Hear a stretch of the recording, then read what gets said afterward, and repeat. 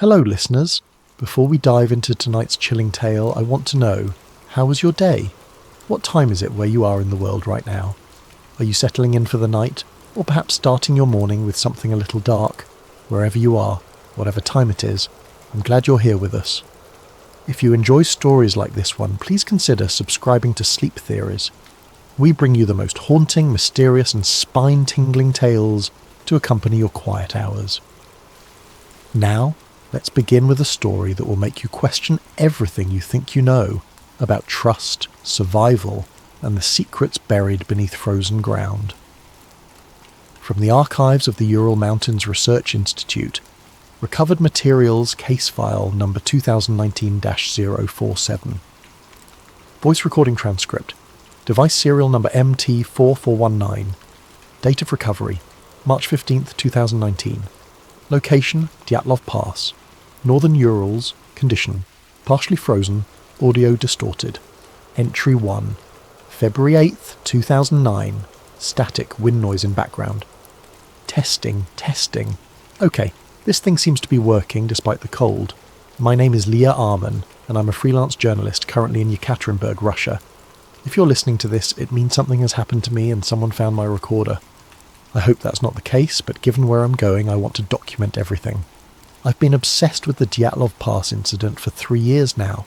9 experienced hikers, dead in the most inexplicable circumstances. February 1959. They cut their way out of their tent from the inside, fled barefoot into sub-zero temperatures, and died scattered across the mountainside. Some had crushing injuries that would require the force of a car crash. Others showed signs of radiation exposure. One was missing her tongue and eyes. The official Soviet investigation concluded it was an unknown compelling force. 60 years later, we still don't know what happened. Every theory sounds insane. Secret weapons testing, infrasound phenomena, indigenous spirits, even extraterrestrial encounters. But I'm not interested in speculation anymore. I want facts. I've made contact with a local guide named Alexei Morozov. He claims to be related to one of the original rescue team members from 1959. More importantly, he knows the terrain, and is willing to take me to the exact site where the tent was found. We leave tomorrow morning. The temperature is dropping to minus 30 degrees Celsius. I've triple-checked my equipment, but I can't shake this feeling that I'm walking into something I don't understand.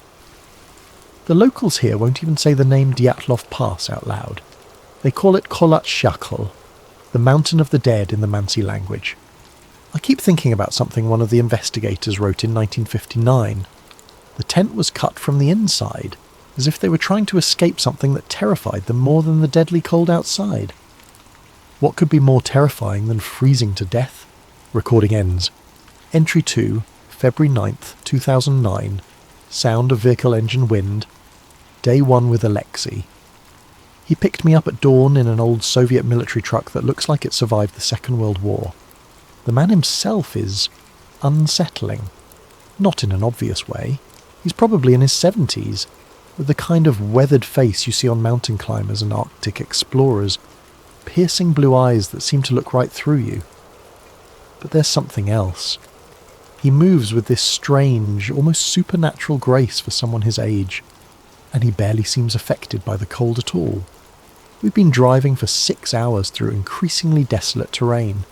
The last village we passed was 3 hours ago.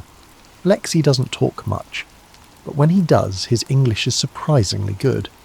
He told me he learned it from American researchers who came through in the 1990s. Many people come looking for answers, he said. Most leave with more questions. I asked him about his connection to the original rescue team, and his response was oddly specific.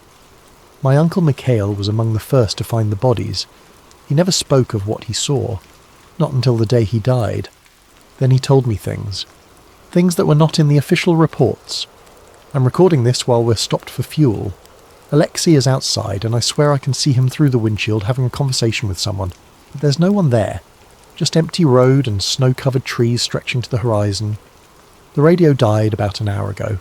Static and interference. Alexei says it's normal in the mountains, but the static sounds almost rhythmic, like whispers or chanting. We should reach base camp by nightfall. I'm excited and terrified in equal measure. Recording ends. Entry 3, February 10th, 2009, wind howling, tent flapping. Something's wrong. I don't know how to explain it, but something is fundamentally wrong with this place. We set up camp yesterday evening about 2 kilometers from the actual Dyatlov site. Alexei insisted we approach gradually, to show respect to the mountain. As the sun set, the temperature plummeted, but more than that, the entire atmosphere changed. The wind carries sounds that don't make sense. Voices, laughter, sometimes what sounds like crying. I asked Alexei about it and he just nodded. The mountain remembers, he said. It holds on to the last moments. Last night I woke up around 3 a.m. to the sound of footsteps in the snow outside our tent. Multiple sets of footsteps walking in a circle around our campsite. I grabbed my flashlight and unzipped the tent flap, but there was nothing there. No footprints, no disturbance in the snow at all. But Alexei was awake too. I could see him sitting up in his sleeping bag, perfectly still, listening. When I asked if he heard the footsteps, he said, "They're just checking on us. We're visitors in their domain." This morning, I found something that made my blood freeze. Carved into a tree trunk about 50 meters from our tent were symbols. Mansi shamanic markings, according to my research. But the cuts were fresh. The sap was still bleeding from the wood. When I showed Alexei, his reaction was unsettling. He studied the symbols for a long time, tracing them with his finger, then looked at me with something that might have been pity. "These aren't Mansi," he said quietly. "These are much older. We're heading to the actual site in an hour. The weather is getting worse, and I'm starting to understand why the original Dyatlov group might have felt compelled to flee their tent. There's a wrongness here that goes deeper than cold or isolation. It's like the mountain itself is alive and watching." Recording ends with distorted sounds, possible voices in the static. Entry 4, February 11th, 2009. Audio heavily distorted, requires noise filtering. Found it. Found the exact spot where their tent was pitched. Alexei brought me right to it, navigating through the blizzard like he'd walked this path 1,000 times. Standing here, looking at this barren slope, I finally understand the true horror of what happened in 1959. There's nowhere to run, no shelter, no protection from the elements. If you left your tent here in a panic, you would die. There's no question about it, which means whatever drove them out was worse than certain death. I've been studying the photographs from the original investigation, and I keep coming back to one detail that never made sense. The tent was cut from the inside with clean, deliberate slashes. Not torn or ripped in panic, but cut with surgical precision, as if someone very carefully planned their exit. But here's what's really bothering me. I found something in the snow. About 20 meters from where the tent was located, buried under decades of accumulation, I found a metal object. It's a camera casing, old Soviet make, the kind that would have been used in 1959. I've spent hours carefully warming it up, and incredibly, there's still film inside. Alexei has been unusually quiet since I made the discovery. He keeps looking at the camera with an expression I can't read. When I asked him about it, he said, "Some things are better left buried. But I'm a journalist. I can't leave things buried. We're heading back to base camp now. The storm is getting worse, and Alexei wants to get to shelter before dark. He's moving differently now, more urgently, like he's afraid of something. For the first time since we started this journey, he seems genuinely affected by the cold. I'm going to develop this film tonight.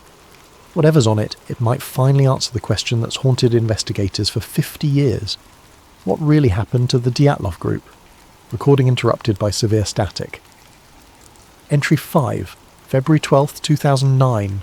Voice shaking, background sounds unclear. The film. Jesus Christ, the film! I developed it using the portable darkroom kit I brought, and what I found doesn't make sense. It can't make sense. There are 12 photographs on the roll. The first 11 are exactly what you'd expect. Group shots of the Dyatlov hikers, landscape photos, normal expedition documentation. But there's something wrong with the group shots. According to every historical record, there were 9 people in the Dyatlov group. But in these photos, I count 10. There's an extra person in every group shot. A man standing slightly apart from the others, always partially obscured by shadows, or turned away from the camera. But in the final photograph, he's facing the camera directly.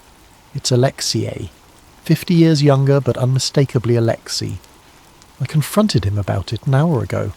He denied it at first, claimed it was just a resemblance, maybe a distant relative. But his denials felt hollow, and there was something in his eyes, recognition, and maybe relief. Sometimes the mountain demands witnesses, he finally said. Sometimes it demands more. That's when I noticed something else about the photographs. The backgrounds are wrong. The landscape doesn't match the historical records of where the Dyatlov group was camping. These photos were taken somewhere else entirely, somewhere deeper in the mountains in a location I don't recognise. Alexei won't talk to me now. He's been sitting outside in the snow for 2 hours, having an animated conversation with someone I can't see. Every time I try to approach, he waves me away. I've been reviewing my recordings from the past few days, and I'm starting to notice something disturbing. There are voices in the background of every recording, faint, distorted, but definitely there. Voices speaking in what sounds like Russian, but also something else, something older. And they're not just random sounds, they're responding to what I'm saying, having conversations with me that I wasn't aware of at the time. I'm scared. For the first time in my life, I'm genuinely terrified. But I can't leave now.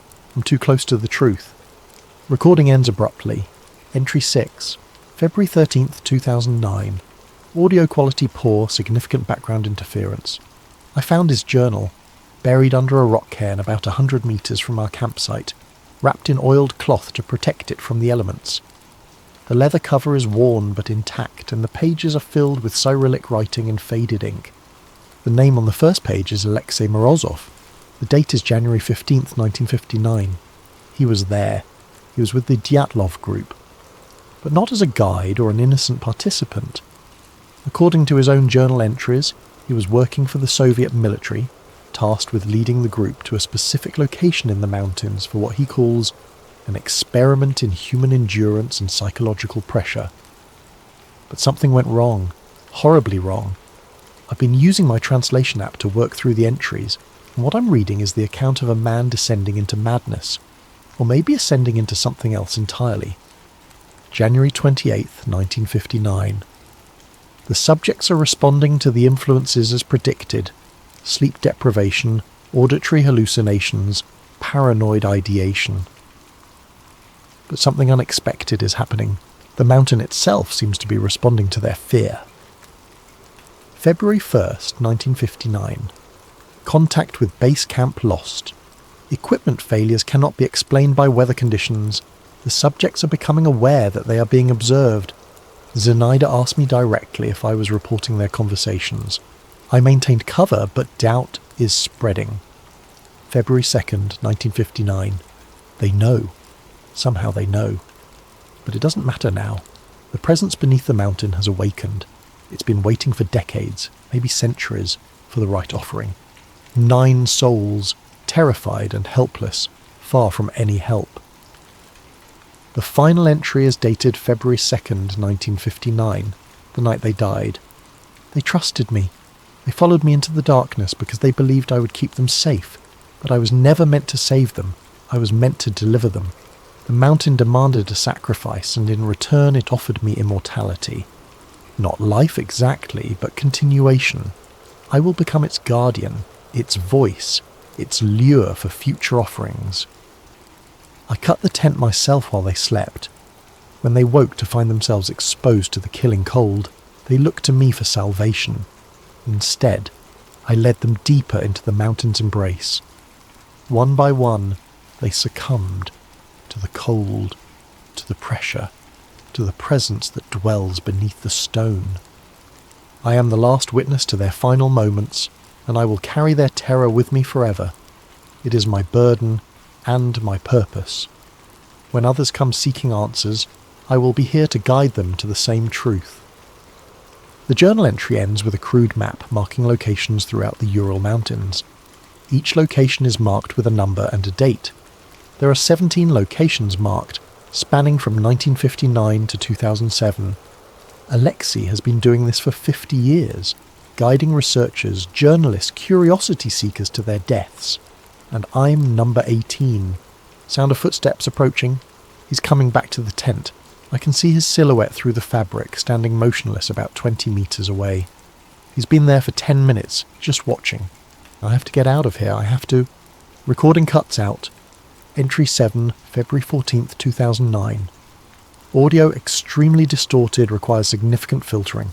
Whispered, barely audible. Can't run. Storm trapped us in cave. Alexei brought me here. Said it was for shelter. But I know better now.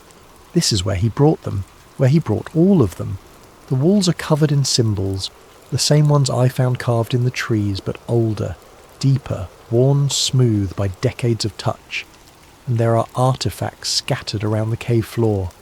Personal belongings, cameras, journals, pieces of clothing, all from different time periods.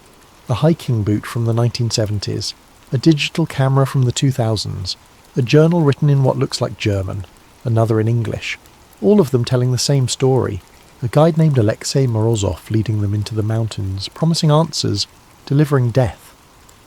He's been sitting at the cave entrance for hours, calmly tending a small fire. When I found the artifacts, when I confronted him with the evidence of his crimes, he didn't deny it. He actually smiled. "You understand now," he said. "That's good.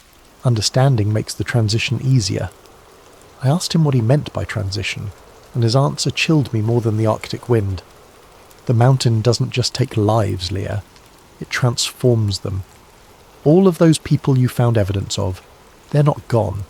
They're part of something larger now, part of the presence that dwells beneath the stone, and soon you will be too. I asked him why.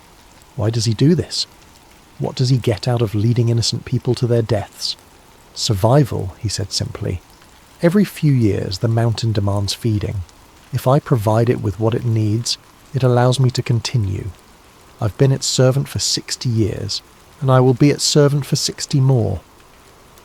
But that's not the worst part. The worst part is that I'm starting to understand him.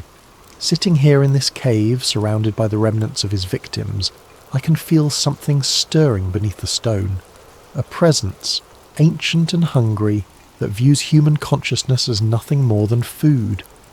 And it's calling to me, whispering in a language I don't recognize but somehow understand, promising me the same deal it made with Alexei, survival in exchange for service. The temperature is dropping. My hands are going numb. I can barely operate the recorder, but I have to keep documenting. Someone needs to know the truth.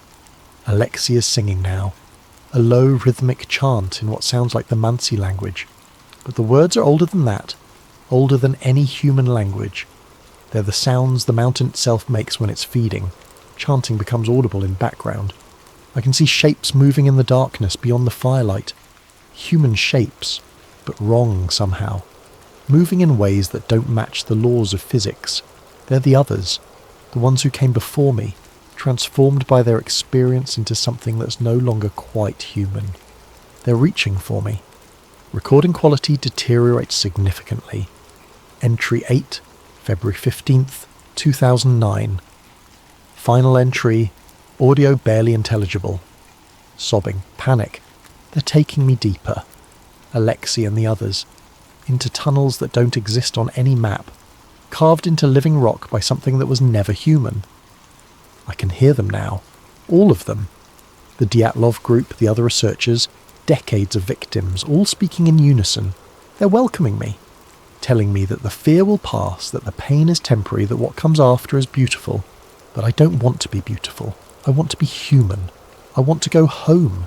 The presence is showing me things, visions of the mountain's history, stretching back thousands of years, indigenous peoples who knew better than to climb certain peaks, who left offerings at the base to appease what dwells beneath, Soviet researchers who stumbled onto something they couldn't understand or control, modern adventurers who thought they could conquer any challenge, all of them feeding the same hunger, all of them becoming part of the same collective consciousness that spans the entire mountain range. Alexei is talking to me, but his voice sounds different now, older, deeper, like multiple voices speaking in harmony. Don't fight it, Leah. Fighting only makes it more painful. Accept the gift the mountain is offering you. become part of something greater than yourself. But I can't. I won't. Even if it kills me, I won't become what he's become. The tunnel is opening into a vast chamber. I can see lights in the distance, not electric lights, but something organic, bioluminescent. The walls are moving, pulsing like a heartbeat. And in the centre of the chamber, something massive and ancient is stirring. This is where it all leads. This is what the mountain has been building toward for decades. Not just my death, but my transformation into another guardian, another lure for future victims. I'm dropping the recorder. If anyone finds this, if my body is ever recovered, please know that I tried to expose the truth. Don't trust the guides. Don't trust the locals who offer to help you explore the mountain.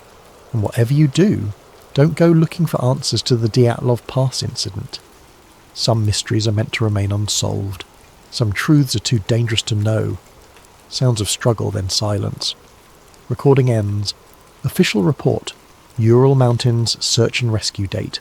March 15th, 2019. Reporting officer, Captain Dmitry Volkov. At approximately 14:30 hours, our team recovered the body of an unidentified female from a crevasse near Dyatlov Pass. The victim appears to have been deceased for several years, with the body preserved by extreme cold conditions. Personal effects recovered include a digital voice recorder, partially frozen but intact, a professional camera, damaged, and documentation identifying the victim as Leah Arman, American journalist, last known to be in the region in February 2009. The voice recorder contained multiple entries documenting what appears to be a research expedition into the 1959 Dyatlov Pass incident. The final entries suggest the victim was accompanied by a local guide named Alexei Morozov. However, our investigation has found no record of any individual by that name operating as a guide in this region. Of particular note, the final photograph on the victim's camera shows a single figure standing at what appears to be the summit of Ototen Mountain. The image quality is poor due to equipment damage, but the figure appears to be an elderly male smiling directly at the camera. The photograph was taken with the camera's timestamp indicating February 15th, 2009, the same date as the victim's final voice recording. No other bodies or evidence of additional expedition members were recovered. This case has been forwarded to the Federal Security Service for further investigation due to potential connections to historical incidents in the region. The victim's remains have been transferred to the regional morgue pending identification of next of kin. Personal note, Captain Volkov. I've been leading search and rescue operations in these mountains for 23 years, and I've never encountered anything like this case. The victim's voice recordings, while obviously the product of extreme stress and hypothermia-induced hallucinations, contain details about the 1959 incident that are not available in any public records. More troubling is the fact that several other disappearances in this region over the past decade match the pattern described in the recordings. Solo researchers or small groups, always accompanied by local guides who subsequently vanish without a trace. I've submitted a recommendation that the Dyatlov Pass area be designated as restricted territory, accessible only to authorised scientific expeditions with proper safety protocols. Some places are meant to remain undisturbed. Final note, added March 20th, 2019. 3 days after filing this report, I received a call at my home from someone claiming to be Alexei Morozov. The caller spoke with a slight accent and indicated he had information about the Arman case. When I asked him to come to the station for an interview, he laughed and said, "I'm always available for those who seek the truth about the mountain, Captain. Perhaps you would like to see for yourself what happened to Ms. Arman." I hung up the phone, but the incident has been logged with the FSB.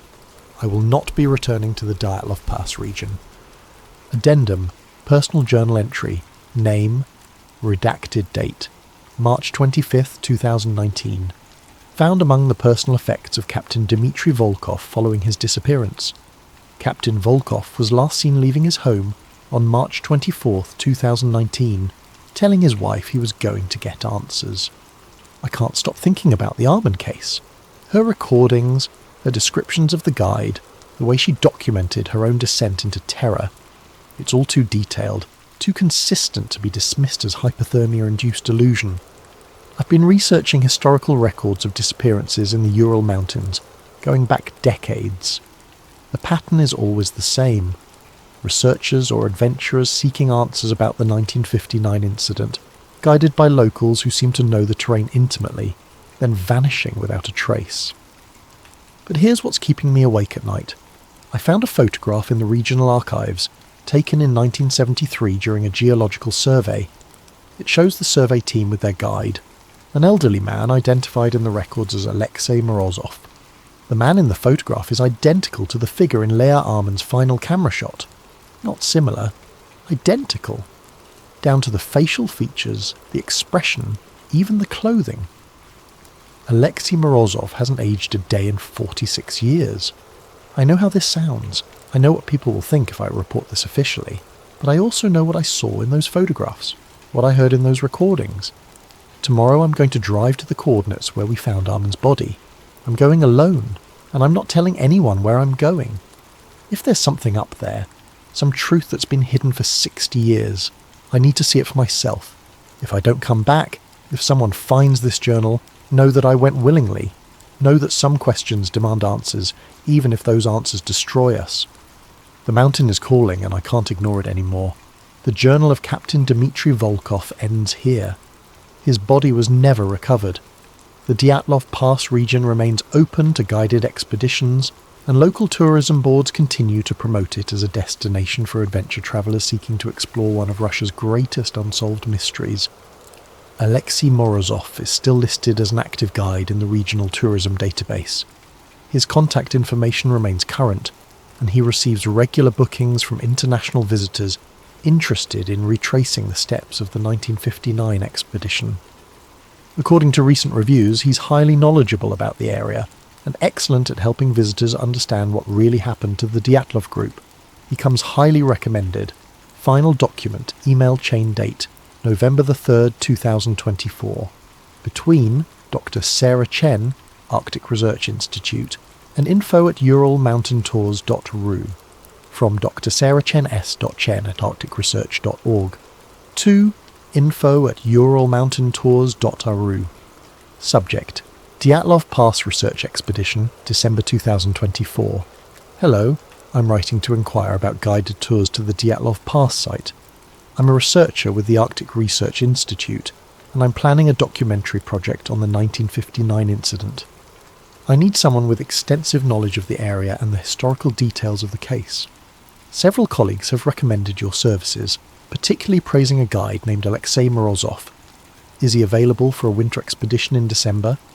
I understand the conditions will be challenging, but I'm an experienced mountaineer, and this research is extremely important to me. I'm particularly interested in visiting the exact coordinates where the tent was found, and I'd like to spend several days in the area conducting interviews and gathering footage. Cost is not a concern. I have full funding from my institute. Please let me know about availability and rates. Best regards, Dr. Sarah Chen. From info@uralmountaintours.ru to drsarahchens.chen@arcticresearch.org.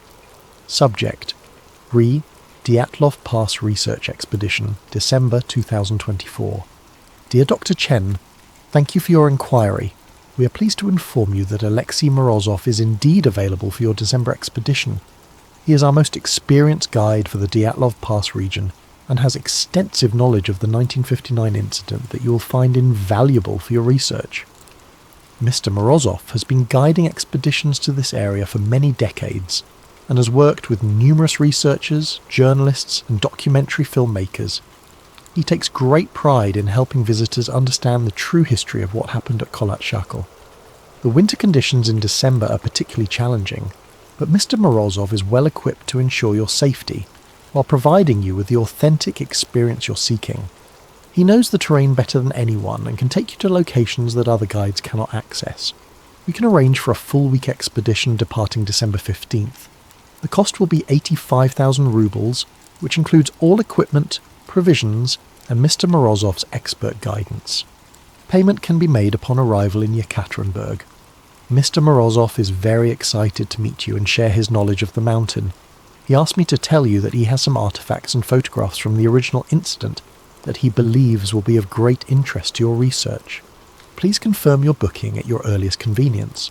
Best regards, Ural Mountain Tours, from Dr. Sarah Chen s.chen@arcticresearch.org to info@uralmountaintours.ru.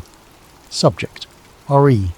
Dyatlov Pass Research Expedition, December 2024. Perfect. Please confirm my booking for December 15th. I'm very excited to meet Mr. Morozov and see his collection of artifacts. This sounds like exactly what I need for my documentary.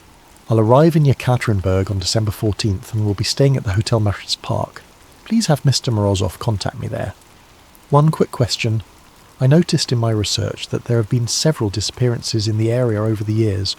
Are there any special safety protocols I should be aware of? Looking forward to this adventure, Dr. Sarah Chen. From info@uralmountaintours.ru to Dr. Sarah Chen s.chen@arcticresearch.org. Subject: RE. Diatlov Pass Research Expedition, December 2024. Dr. Chen, your booking is confirmed. Mr. Morozov will meet you at your hotel on December 14th at 7 p.m. to discuss the expedition details and review your equipment. Regarding your question about disappearances, you need not worry. These incidents typically involve inexperienced hikers who venture into the mountains without proper guidance. With Mr. Morozov as your guide, you will be completely safe. He has never lost a client in all his years of service. The mountain can be dangerous for those who don't understand its nature, but Mr. Morozov has a special relationship with the terrain. He knows exactly where to go and how to keep visitors safe from any unusual phenomena that might occur in the region. We look forward to providing you with the answers you seek. Ural Mountain Tours. Final entry. Personal note. Found on Dr. Sarah Chen's desk. Arctic Research Institute. Date: December 13th, 2024. Note: Dr. Chen departed for Russia as scheduled on December 13th, 2024. She has not returned.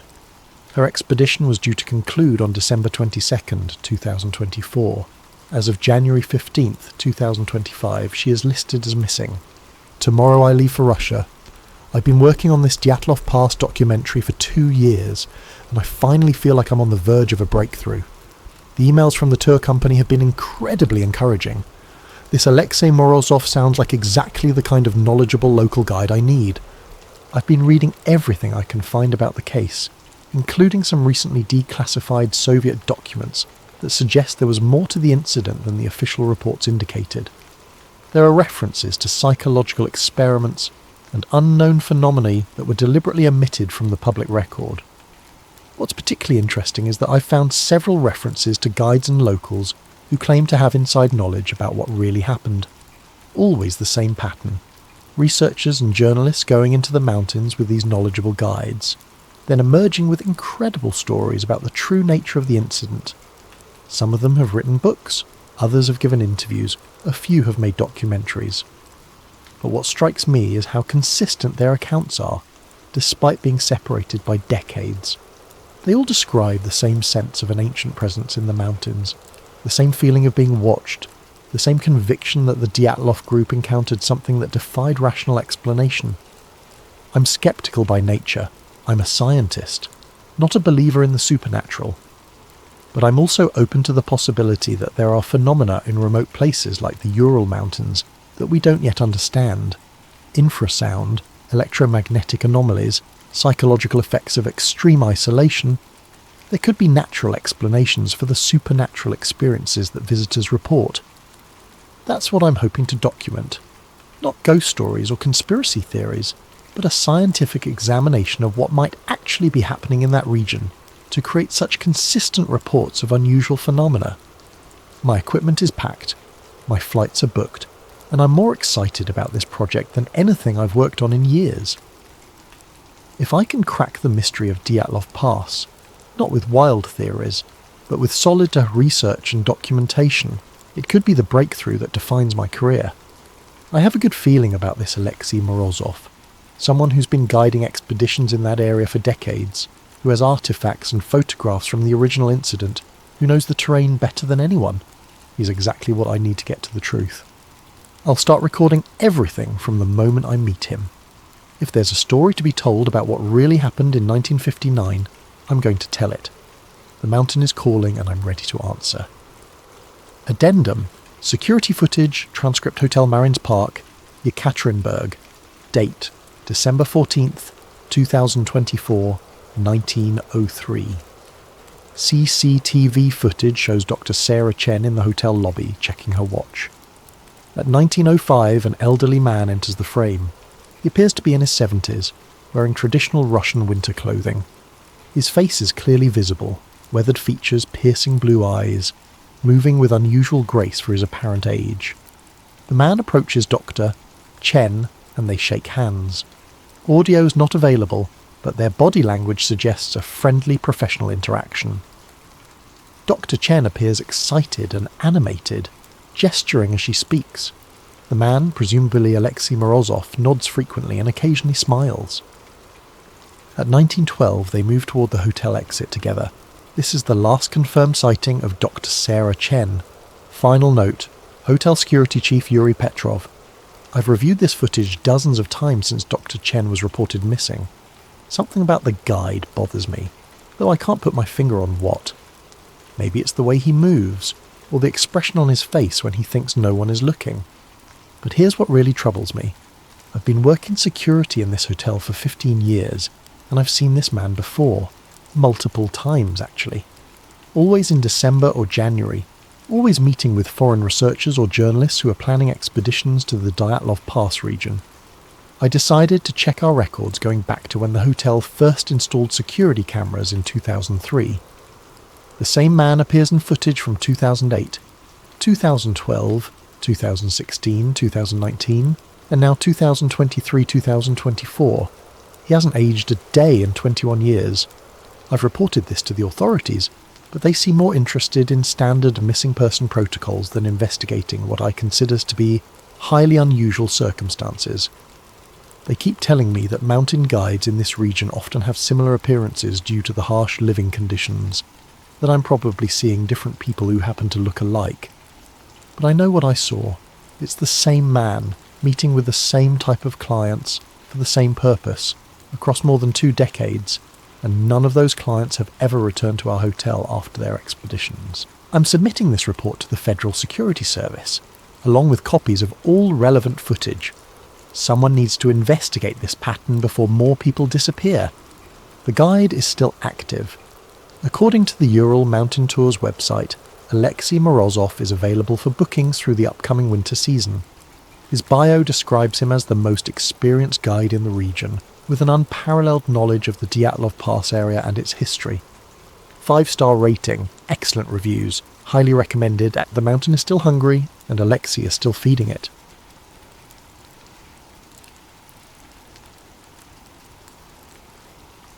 What you're about to hear comes from a classified journal discovered in 1996, 3 years after its author's mysterious death. The journal belonged to Lieutenant Commander Mason Hale, US Navy intelligence officer. What follows is his first-hand account of Operation High Jump and the truth they tried to bury beneath the ice. US Navy Intelligence Division. Classification: Eyes only. Destroyed. Date range: August 1946 to March 1947. Entry 1, August 15th, 1946.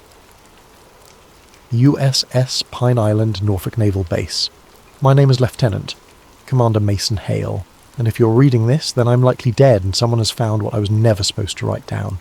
I'm documenting this because the truth has a way of surfacing, even when buried under miles of ice and decades of silence. 3 days ago, I received orders that would change everything I thought I knew about our world. I was to report immediately to Admiral Richard Byrd for a classified briefing regarding Operation High Jump, what the papers are calling the largest Antarctic expedition in history.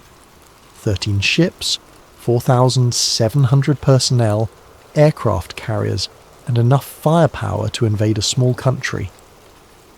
For a research mission, it seemed remarkably well armed.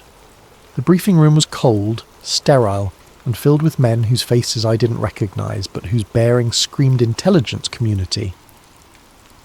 Admiral Byrd stood at the head of the table, his weathered face grave as he spread aerial photographs across the polished surface.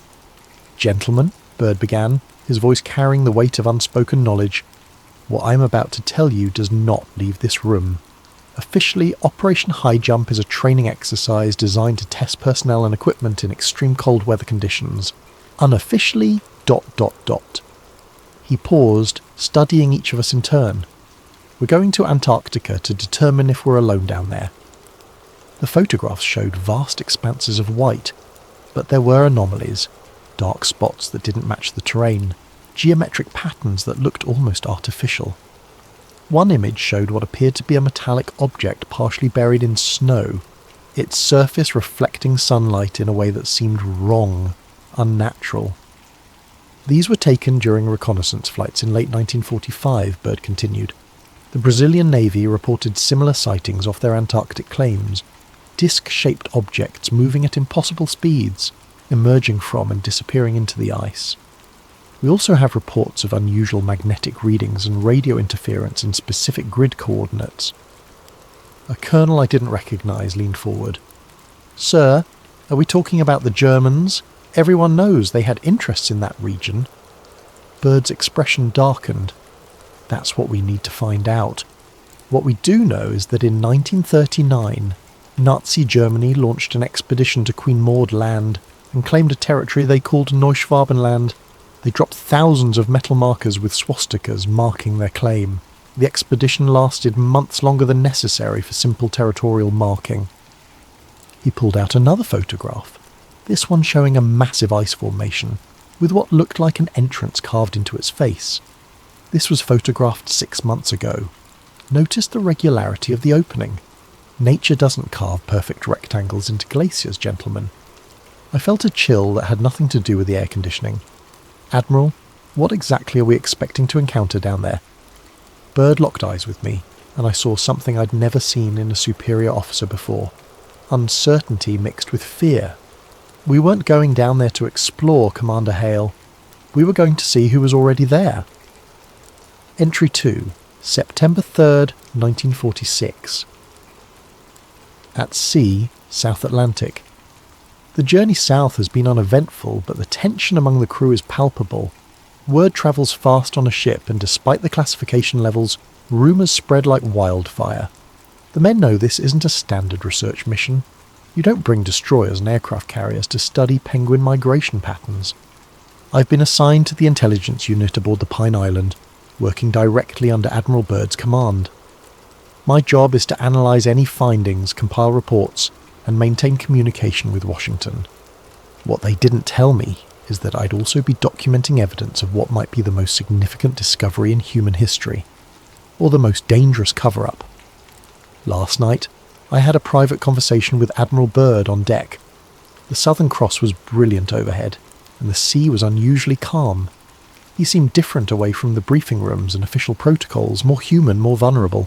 "Commander," he said, lighting his pipe against the wind, "I've been to both poles. I've seen things that don't make it into the official reports. Strange lights in the sky, radio signals from coordinates that should be empty ice, magnetic anomalies that our equipment can't explain." He took a long draw from his pipe. "But this is different. This time, we have evidence." "Evidence of what, sir?" He was quiet for a long moment, staring out at the dark water. 20 years ago, I would have said Germans, secret bases, advanced technology they developed during the war. But the war's been over for a year, and the activity has increased, not decreased. Whatever's down there, it's not abandoned Nazi facilities. Then what? "I don't know, Commander, but I have a feeling we're about to find out." He turned to face me, and in the moonlight his eyes looked haunted. "Keep detailed records of everything we encounter. Everything. Promise me that." I promised, not knowing then how heavy that promise would become. Entry 3, October 12th, 1946. Little America 4, Base, Ross Ice Shelf. We've established our primary base on the Ross Ice Shelf using Admiral Byrd's previous expedition site as a foundation. The scale of this operation is staggering. We have enough supplies and personnel to sustain operations for 8 months, yet we're supposedly here for only 4. The official timeline doesn't match the resources deployed. Strange incidents have begun almost immediately. 2 days after establishing base camp, Our radio operators picked up transmissions on frequencies that shouldn't exist. Highly sophisticated encrypted communications using technology more advanced than anything in our arsenal. The signals originate from grid coordinates deep within Queen Maud land, the area the Germans claimed as Neuschwabenland. Lieutenant Peterson, our chief radio operator, brought me the recordings yesterday. His face was pale, his hands shaking slightly as he handed me the transcripts. "Sir, I've been doing radio work for 15 years. I've never heard encryption like this. It's not just coded, it's using a completely different transmission methodology. And sir, some of it's in German, but not standard German. It's using technical terminology I've never encountered." I listened to the recordings. Most were indecipherable, but occasionally words broke through clearly. One word appeared repeatedly. Base 211. According to our intelligence files, there were rumours during the war that Germany had established a secret base in Antarctica, designated as Base 211. But it was dismissed as propaganda. Apparently, we were wrong. Admiral Byrd ordered increased aerial reconnaissance over Queen Maud land. What our pilots reported back changed everything. Entry 4, October 18th, 1946. Emergency Intelligence Brief. At 0800 hours, Lieutenant Commander Johnson returned from a routine reconnaissance flight over Queen Maud land with a report that sent shockwaves through our command structure. I'm documenting this immediately while the details are fresh, though I suspect this entry will never see official records. Johnson's voice was steady during the debrief, but I could see the disbelief in his eyes. At approximately 0630, while conducting photographic reconnaissance at 15,000 feet, we observed multiple metallic objects emerging from the ice sheet approximately 200 miles inland from the coast. Admiral Byrd leaned forward. "Describe these objects, Commander." "Disc-shaped, sir. Approximately 50 to 75 feet in diameter based on comparison with surrounding terrain features. They moved unlike any aircraft I've ever seen. No visible propulsion system, no exhaust trails, and they accelerated from stationary to what I estimate was over 1,000 miles per hour in seconds." The briefing room fell silent. Johnson continued, "They appeared to emerge directly from the ice, sir. Not from surface installations, but from beneath the ice sheet itself. We counted 7 objects before they disappeared into low cloud cover." Admiral Byrd studied the photographs Johnson had taken. Even in black and white, the objects were clearly artificial, clearly not of any design in our current arsenal. The surface appeared seamless, almost mirror-like, reflecting the Antarctic landscape with unnatural clarity. "Did they acknowledge your presence, Commander?" Johnson's expression darkened. "Yes, sir. They maintained formation and appeared to pace our aircraft for approximately 3 minutes before accelerating away. It felt like they were studying us, sir." That evening, Admiral Byrd called me into his private quarters. The photographs were spread across his desk, along with intelligence reports I hadn't seen before. Some dated back to 1943, describing similar sightings by German U-boat crews in Antarctic waters. "Commander Hale," he said without preamble, "tomorrow we're implementing Project Silent Spear. It's a classified reconnaissance operation targeting the coordinates where these objects were observed. I want you to accompany the strike team as intelligence liaison." "Strike team, sir?" I thought this was reconnaissance. Byrd's expression was grim. "We're going in armed, Commander. Whatever's down there has technology decades ahead of ours, and they're watching us. We need to know their capabilities and intentions before they decide we're a threat." I should have realised then that we weren't the hunters in this scenario. We were about to become the hunted. Entry 5, October 20th, 1946. Grid coordinates 71 degrees south, 10 degrees west. Queen Maud land. What happened today will haunt me for the rest of my life. I'm writing this by flashlight in the emergency shelter, my hands still shaking from what I witnessed. 3 men are dead, 2 helicopters destroyed, and we barely escaped with evidence that will never see the light of day. Project Silent Spear launched at 0500 hours. Our strike team consisted of 2 helicopters, 12 Marines, and enough firepower to level a small building. The target was a glacial canyon approximately 300 miles inland. where aerial reconnaissance had identified what appeared to be artificial structures beneath the ice. The flight took 2 hours through increasingly unstable weather.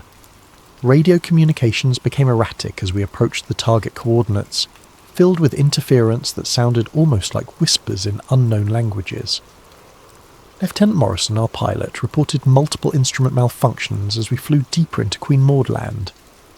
At 07:15 hours, we crested a ridge and saw our target. The canyon stretched for miles, its walls perfectly vertical as if carved by machine rather than formed by natural processes. At the canyon floor, approximately 500 feet below us, structures emerged from the ice, geometric, metallic, and clearly artificial. They followed architectural principles I'd never seen, with surfaces that seemed to bend light around them. But it wasn't the structures that stopped our hearts, it was what was emerging from them. 3 disc-shaped objects, each approximately 100 feet in diameter, rose silently from concealed openings in the ice. They moved with impossible grace, defying everything I knew about aerodynamics and physics. The surface of each craft was mirror smooth, reflecting our helicopters with perfect clarity.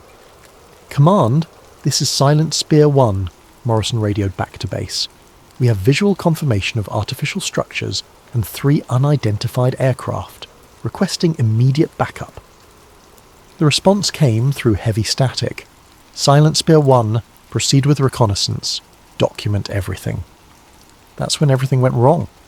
The lead disc accelerated toward us with terrifying speed. I expected weapons fire, explosions, some form of conventional attack. Instead, a brilliant white beam emanated from the craft's underside, washing over our helicopter in blinding light. Every electrical system failed instantly. Radio, navigation, engine controls, everything died. Morrison fought to maintain control as we began auto-rotating toward the canyon floor, but the helicopter responded like a dead weight. "Mayday! Mayday! We're going down!" Through the chaos, I watched the second helicopter suffer the same fate. The beam hit them, their rotors stopped, and they plummeted into the canyon. I never heard them crash over the sound of our own emergency landing. We hit hard but level, the helicopter's skids digging deep furrows in the snow. Morrison was unconscious, blood streaming from a head wound. Sergeant Williams and 2 Marines were alert but shaken.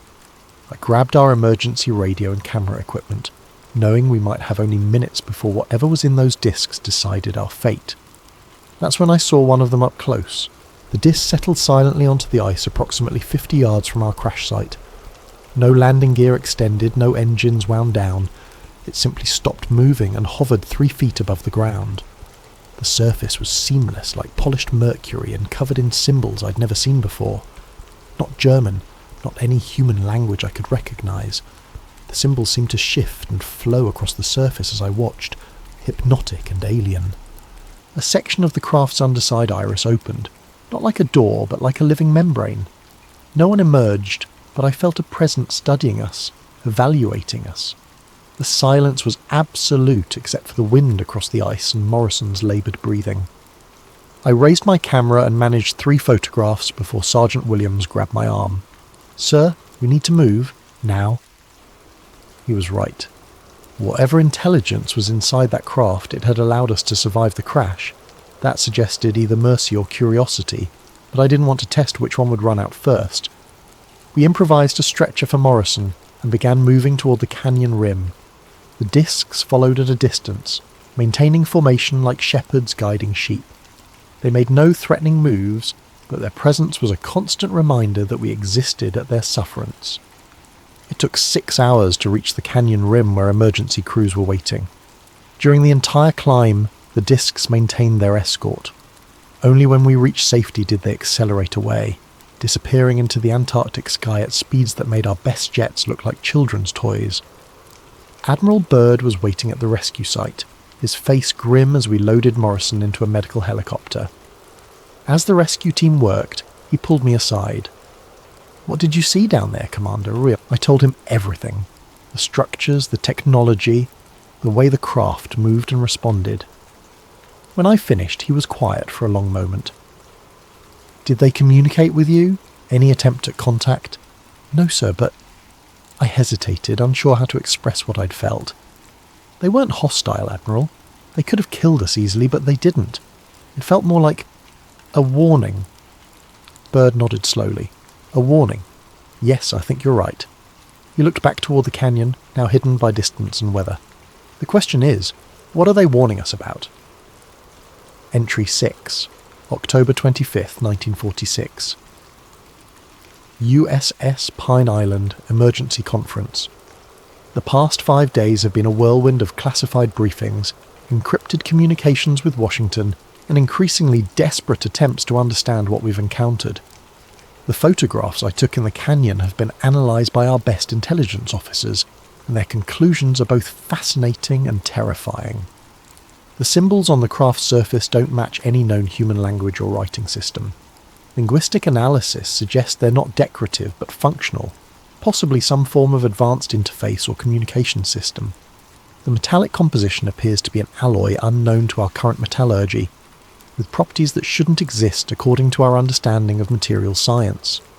More disturbing are the intelligence reports that have been flooding in since our encounter. Similar sightings have been reported by naval vessels throughout the Southern Ocean. A destroyer reported contact with a high-speed object that paced them for 30 minutes before disappearing beneath the ice. A submarine crew described sonar contacts moving at speeds impossible for any known underwater vessel. But the most significant development came yesterday when Admiral Byrd received a direct communication from Washington. I wasn't present for the initial briefing, but Byrd's demeanour afterward told me everything I needed to know. We were no longer conducting reconnaissance. We were being recalled. "Commander Hale," Byrd said, calling me into his quarters last night, "I need you to understand something. What we've discovered here will never become public knowledge. The implications are too significant, the potential for panic too great. Sir, with respect, don't the American people have a right to know?" Byrd's laugh was bitter. "Commander, 3 days ago, I received a communication that wasn't sent through any of our normal channels. It appeared on my desk, written in perfect English, with details about our mission that only a handful of people should know." He handed me a single sheet of paper. The message was brief but chilling. "Admiral Byrd, your presence in our territory has been noted. We have no desire for conflict, but continued intrusion will be interpreted as hostile intent. You have 72 hours to withdraw your forces beyond 60 degrees south latitude. This is not a negotiation." The paper felt strange in my hands, not quite like any material I'd handled before, and the text seemed to shimmer slightly in the lamplight. "Who sent this?" I asked, though I suspected I already knew. "The same intelligence that's been watching us since we arrived. The same intelligence that could have destroyed our helicopters, but chose instead to disable them. They're giving us a chance to leave, Commander. The question is whether we're smart enough to take it." Entry 7, November 2nd, 1946. Final operations meeting. Today, Admiral Byrd made the decision that would define the rest of his career and haunt him until his death. Operation High Jump was being terminated, effective immediately. All personnel would be evacuated within 48 hours, all equipment beyond basic necessities abandoned, and all records of our encounters classified at the highest levels. The official reason given to the press would be unexpected weather conditions and equipment failures. The truth would be buried so deep that even most of the personnel involved would never know what they had really encountered. In our final intelligence briefing, Byrd addressed the core team, 15 men who had seen enough to understand that we weren't alone in the universe, and that we were woefully unprepared for the implications of that reality. "Gentlemen," Byrd began, his voice carrying the weight of defeat, "what we've encountered in Antarctica represents a paradigm shift in human understanding. We have made contact with an intelligence possessing technology decades, possibly centuries ahead of our own. They have demonstrated both their superiority and their restraint." He paused, studying each of us in turn. "We were warned, not just to leave, but never to return. That warning came with an implicit threat that I have no doubt they possess the capability to carry out." Lieutenant Colonel Henderson, who had been sceptical throughout the entire operation, finally spoke up. "Admiral, Are we really going to let them dictate terms to the United States Navy? Bird's expression was grim.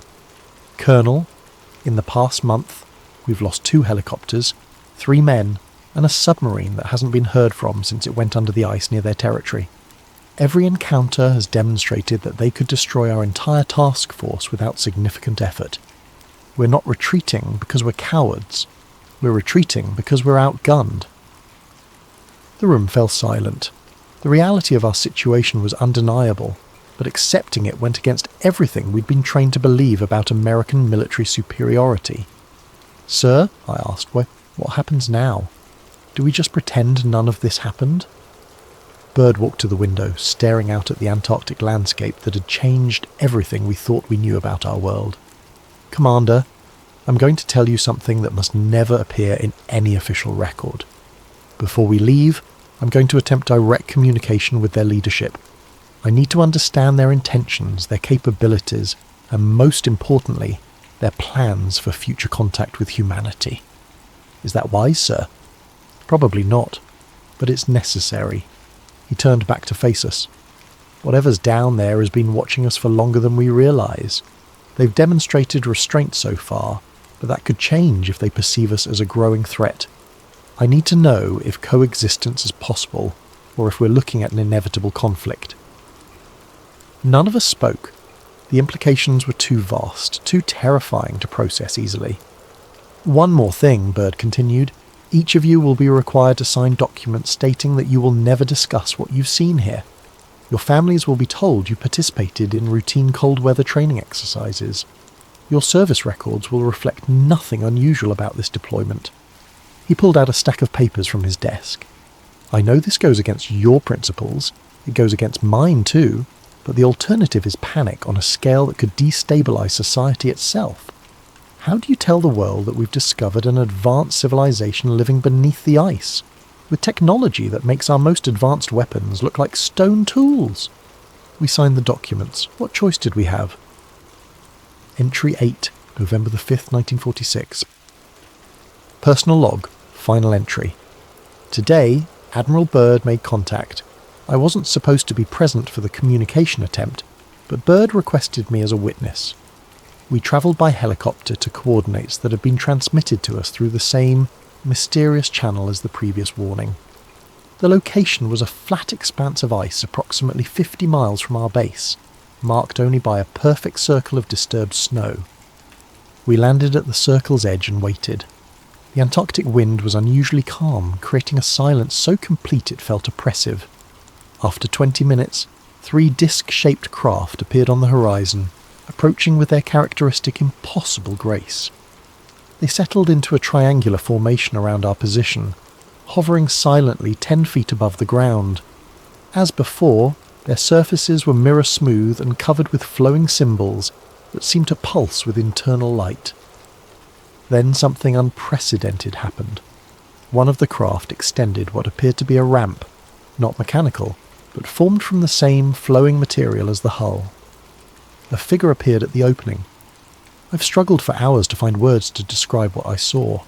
The being was humanoid in basic structure, but clearly not human. Tall, perhaps 7 feet, with proportions that were almost familiar, but somehow wrong. The skin appeared translucent, with an underlying luminescence that suggested biological processes unlike anything on Earth. The features were angular, refined, with large eyes that held an intelligence both ancient and alien. But what struck me most was the complete absence of hostility. There was curiosity, perhaps mild concern, but no aggression or malice. The being approached Admiral Byrd directly, stopping approximately 10 feet away. When it spoke, the words formed directly in our minds rather than through sound, a form of communication that was simultaneously intimate and unsettling. "Admiral Byrd, you have shown wisdom in accepting our warnings. Your species stands at a crossroads of development. The choices made in the coming decades will determine whether contact becomes beneficial or necessary for your survival." Byrd, to his credit, remained composed despite the obvious strain of the encounter. "What do you want from us?" "We want nothing from you. We have observed your species for millennia, watching your development with interest. Your recent mastery of atomic energy has attracted our attention more directly. Such power, in the hands of a species still learning wisdom, represents a threat not only to yourselves, but to the stability of this world. Are you threatening us? We are informing you. Your activities in this region will cease immediately. The knowledge you have gained here will remain contained. In return, we will continue our policy of non-interference in your affairs, for now. The implications were staggering. They had been watching us for thousands of years, and our recent technological advancement had forced them to take a more active role in monitoring our activities. "What happens if we refuse?" Bird asked. The being's expression didn't change, but the air around us seemed to grow colder. "Your species is young, Admiral. You have not yet learned that there are consequences to actions, boundaries that must not be crossed. We have maintained this world's stability for far longer than your civilization has existed. We will continue to do so, with or without your cooperation." The communication ended abruptly. The being returned to its craft, the ramp dissolved back into the hull, and all three discs accelerated into the sky at speeds that defied physics. Bird was quiet during the flight back to base. Only when we were alone in his quarters did he speak. "Commander, I want you to promise me something. If anything happens to me, if I die under suspicious circumstances or disappear, I want you to make sure the truth survives somehow. Not the official truth, but what really happened here." "Sir, what are you planning?" "I'm going to give them what they want. Complete evacuation, total secrecy, and an end to Antarctic operations. But I'm also going to make sure that someone, somewhere, knows what we encountered.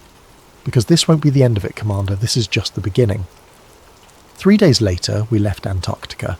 The official report stated that equipment failures and weather conditions had forced an early termination of the mission. Admiral Byrd gave a brief interview to Chilean press on our way home, where he made statements about enemies that could fly from pole to pole in minutes. Statements that were quickly dismissed as metaphorical references to future aviation technology. But I knew better. He was trying to warn the world, in the only way he could, about what was waiting beneath the ice. Final entry, Mason Hale, I'm dying. Cancer, doctors say. Though I suspect it might be related to something I was exposed to during those weeks in Antarctica 47 years ago. I've carried this secret for nearly half a century, watching as the world moved closer to the precipice that entity warned us about. Admiral Byrd died in 1957, and with him went the last official connection to what we discovered. He never spoke publicly about the encounter, but he also never returned to Antarctica despite numerous opportunities. He knew, as I know, that some doors should remain closed. Over the years, I've watched for signs that they're still watching us. UFO sightings, unexplained aerial phenomena, technological advances that seem to leap beyond normal developmental curves. I believe they've been intervening subtly, perhaps preventing us from destroying ourselves before we develop the wisdom to handle our own power. But I also believe that patience is not infinite. Recent events suggest we're approaching another crossroads. The Cold War has ended, but new threats are emerging. Environmental destruction, nuclear proliferation, and a growing instability that suggests we haven't learned the lessons they hoped we would. I've hidden this journal for 47 years, waiting for the right time to reveal the truth. With my death approaching, I realise that time may never come. But perhaps, if this account survives, future generations will be better prepared for what's coming. Because they're still down there, watching, waiting. And the warning they gave Admiral Byrd still stands. There's something under the ice. Something that has been protecting this world far longer than we've existed on it. They gave us a chance to mature, to develop wisdom alongside our technology. Whether we've succeeded or failed remains to be seen. But next time, and there will be a next time, we may not leave. The journal of Lieutenant Commander Mason Hale was discovered in a safety deposit box in Phoenix, Arizona, in 1996, 3 years after his death from cancer. His nephew, David Hale, initially published excerpts online before the entire document mysteriously disappeared from all servers within 48 hours. David Hale himself died in a car accident 2 weeks later. This complete transcription was reconstructed from archived copies found on defunct servers and private hard drives. The authenticity has never been verified, and the US Navy maintains that Operation High Jump was a routine training and research mission that concluded successfully within normal parameters. Admiral Richard E. Byrd's post-expedition interview in Chile, where he spoke of enemies that could fly from pole to pole, remains a matter of public record. His subsequent removal from Antarctic operations and his reluctance to discuss the mission in detail has never been officially explained. Antarctica remains under international treaty, with military activities strictly prohibited. No nation has attempted another operation of high jump scale in the region where Lieutenant Commander Hale reported his encounters. The truth, as always, remains buried beneath the ice.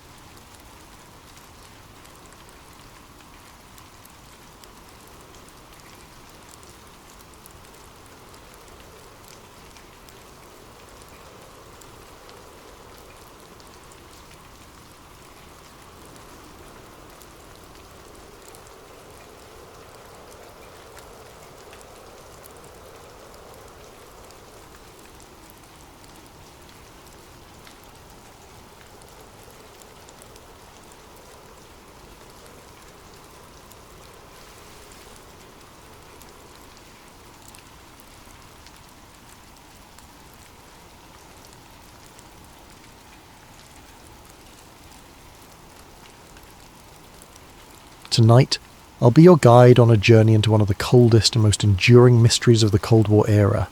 I want you to picture this. It's a winter night deep in the Ural Mountains, 1959.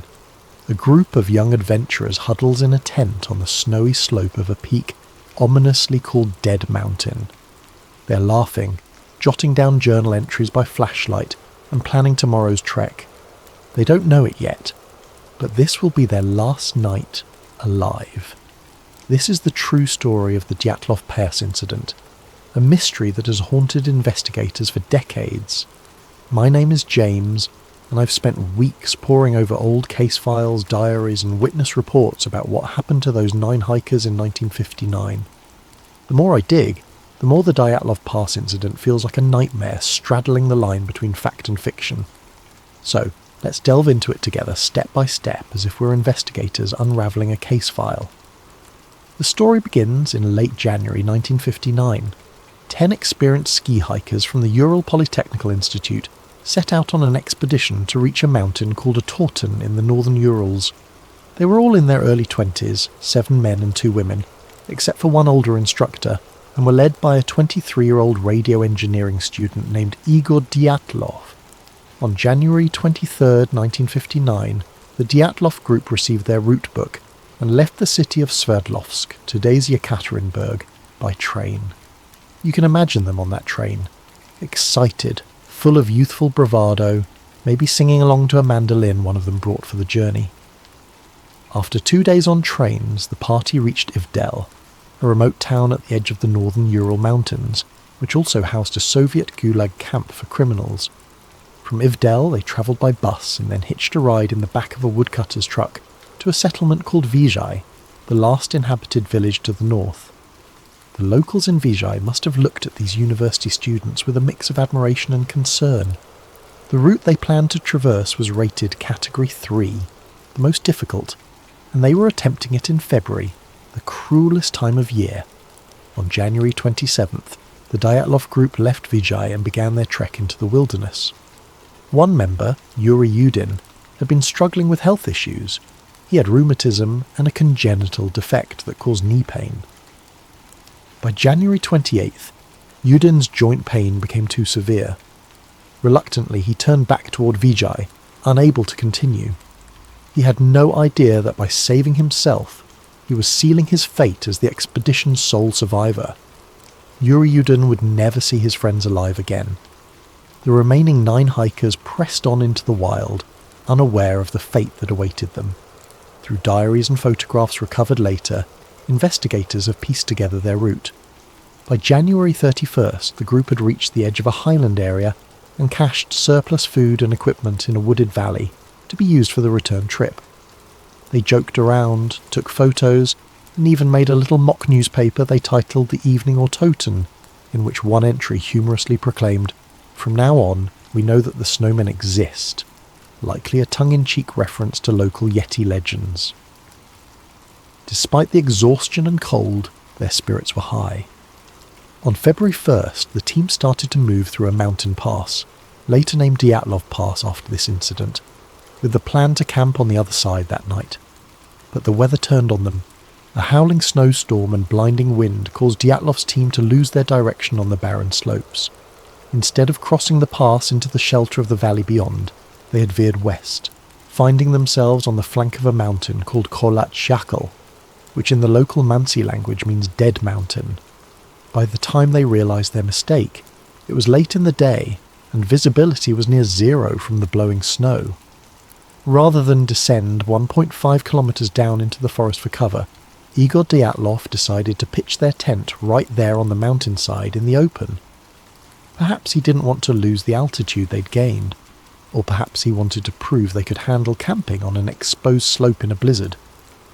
The 9 of them set up their large tent on the bare snow, chopping into the slope for a flat spot. It was a decision that would be heavily scrutinised later.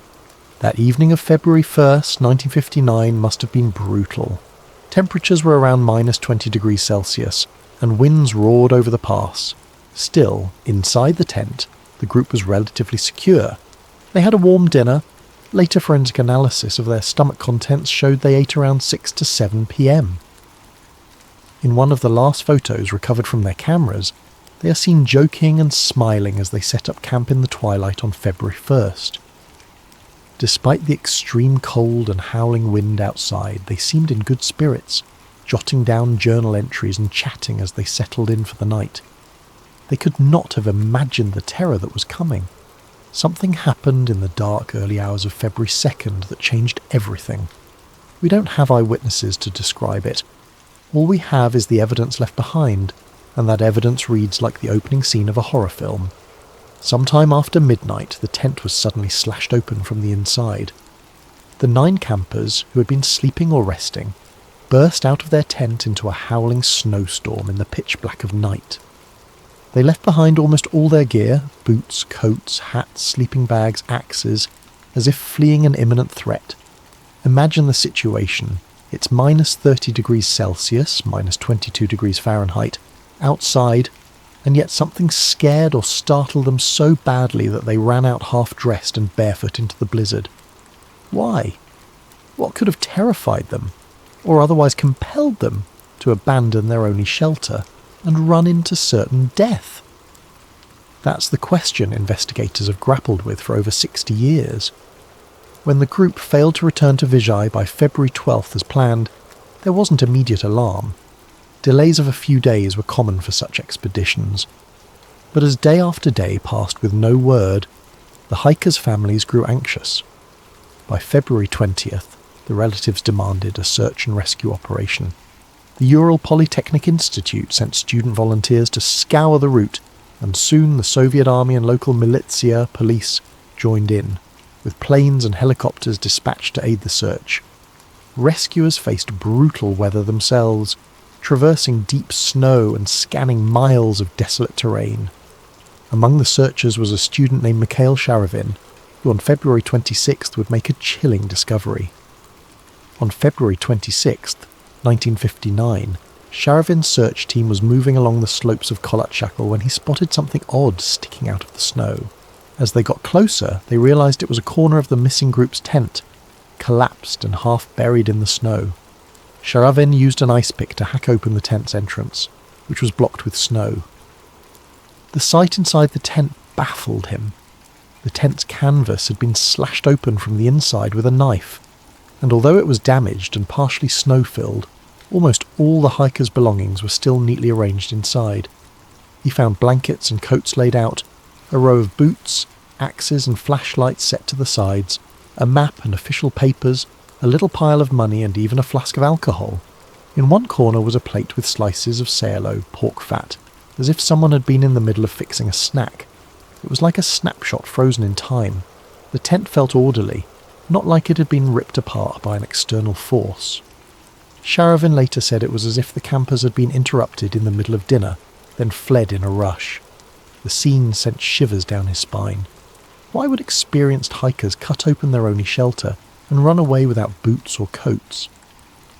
Outside the tent, the search team found footprints in the snow, and they only deepened the mystery. There were 9 sets of prints, which matched the number of missing hikers. They could see the impressions of feet wearing only socks, or a single shoe, and some barefoot. You could even make out toe marks in the frozen snow. The tracks indicated that the hikers had not run in a wild panic, but rather walked fast or at a hurried shuffle down the slope in an organised single file. The rescuers followed these tracks downhill in the direction of a dense forest. Incredibly, the footprints continued for about 500 metres before they were obscured by fresh snow. It was as if the group had intentionally headed toward the forest, perhaps seeking shelter or regrouping. Sharavin and the others were utterly perplexed. What on earth could have made these seasoned hikers leave their tent in sub-zero cold, partially dressed and even barefoot, walking away calmly into the night? With dusk approaching on February 26th, the searchers had to pause the search until morning, haunted by the enigma they'd uncovered. The next day, the search parties fanned out from the tent down toward the forest. At the forest's edge, under a large Siberian cedar tree, Sharavin and his comrades found the charred remains of a small fire. Near that fire lay the first 2 bodies. What they saw defied explanation. Yuri Doroshenko and Yuri Krivonishenko were found side by side in the snow, shoeless and dressed only in their underwear. The branches on the cedar above them were broken up to 5 meters high, as if someone had climbed up into the tree. Indeed, bits of skin and torn clothing were found on the bark. It looked like one of them had frantically clambered up the cedar, either to get a better view of the area, perhaps trying to spot the tent in the dark, or to escape something. Krivonishenko's corpse had burns on parts of his body, and in a grim detail he had a piece of flesh missing from his right hand. It turned out he had bitten off a chunk of his own knuckle, possibly in an attempt to stay conscious or stifle a scream while dying of cold. Both men's hands and feet were deep reddish-brown, a sign of frostbite, and maybe the last attempt to warm their limbs by the fire. The tree's branches had been stripped for kindling, but the fire they managed to build was small and had burned out by the time they died. The image of these 2 friends huddled by a dead fire, slowly freezing to death in their underwear under a sky of endless black, is something I can't easily shake off. About 300 meters away from the cedar tree, toward the tent, the searchers found the body of Igor Dyatlov. He was lying face up in the snow, head oriented toward the tent up the slope, as if he had been trying to crawl back that way. Dyatlov was better dressed than the 2 under the tree. He wore a flannel shirt, a sweater, and pants, but notably, he had no coat and no boots, only socks on his feet. One arm was frozen upright, reaching toward the sky, clutching a small birch branch. His other hand was pressed to his chest. People who saw his body remarked that he appeared to be protecting something in his jacket or close to his heart. Perhaps a photograph or his notebook, though nothing of note was found on his chest. His face, when they cleared the snow, was strangely calm, eyes open. Not far from Dyatlov, searchers found Zinaida Zina Kolmogorova, the 22-year-old female student in the group. Zina was better dressed than Igor. She had on 2 sweaters and 2 pants, but she too lacked boots, wearing only socks. Her body was turned toward the tent and her arms were extended forward, bent at the elbows, as if she had been crawling uphill on her stomach, desperately trying to get back to the tent before the cold overtook her. On Zina's right side, the searchers noted a long, bright red bruise running along her torso, resembling a blunt force injury from a baton or the butt of a rifle. It was an odd injury to see, given that she had no other major external wounds. It took a few more days until March 5th to find Rustem Slobodin, the last of these first 5 bodies. Slobodin, 23, was discovered face down in the snow about 480 meters from the cedar. roughly halfway back toward the tent. He was dressed more warmly than the others. He had a long-sleeve undershirt, a sweater, 2 pairs of pants, 4 pairs of socks, and 1 felt-lined boot on his right foot. But his head was bare, and his left foot was only in a sock. In his right hand, Slobodin clenched a small pocket knife, closed. An autopsy would later reveal that Slobodin had a fracture in his skull, about 7 inches long, consistent with a blunt impact. However, this crack in his skull was not deemed a fatal wound. The medical examiner thought Rustem could have sustained it during a fall and continued moving for at least an hour afterward. Like Dyatlov, Kolmogorova, Doroshenko and Krivonishenko, Rustem Slobodin ultimately died of hypothermia. In fact, the first 5 bodies found all had no life-threatening external injuries. They had perished from the unforgiving cold. Slobodin's watch was found shattered and stopped at 8:45, though it's unclear if that was 8:45 a.m. or p.m, or even 8:45 on a different date. It was as if time itself froze at that moment. Now imagine being Yuri Yudin, the one who had turned back, called in to identify the bodies of your friends. One by one, the first 5 corpses were airlifted to the morgue in Ivdel for autopsy and identification. Yudin, with a heavy heart, confirmed their identities. But 4 members of the Dyatlov party were still missing. Weeks passed with no sign of them. The winter snows began to melt under the early spring sun. It wasn't until May, nearly 3 months later, that nature revealed the remaining victims, turning the mystery into something even more haunting. On May 4th, a Mansi tribesman named Kurin and his dog were assisting the search, when the dog picked up a scent near a rocky ravine further into the woods from the cedar tree. About 75 metres beyond the cedar and 1,500 metres from the tent, in a snow-filled ravine, searchers discovered a few torn pieces of clothing on a branch. Digging down, they uncovered the final 4 bodies buried under nearly 4 metres of snow. These were Lyudmila, Luda Dubinina, Semyon, Alexander, Zolotaryov, Nikolai Thibault-Brignol, and Alexander Kolovatov. They were lying about 75 metres further into the forest from the cedar, at the bottom of that ravine. Notably, 3 of the 4 were better dressed than the others, and it appeared they had taken clothes from those who died earlier. Dubinina, for example, was found wearing Krivonishenko's torn and burned brown trousers, and her foot was wrapped in a piece of his wool sweater. Zolotaryov, the 38-year-old, was found wearing Dubinina's faux fur coat and hat. Kolovatov had put on a spare sweater and pants, likely from one of the others. This exchange of clothing suggests that when some members of the group died, the last survivors stripped the dead of usable clothing to keep themselves alive, a tragic but practical act of survival. But the condition of these 4 bodies deepened the mystery rather than solved it. Unlike the first 5, 3 of these 4 had fatal physical injuries that were utterly horrifying. Nikolai Thibault-Brignol had suffered a massive skull fracture. His skull was literally crushed, the fracture measuring about 8 inches. Lyudmila Dubinina and Semyon Zolotaryov both had their chests caved in, with multiple ribs broken on each side. Dubinina had 10 ribs fractured, and Zolotaryov had 5 ribs fractured.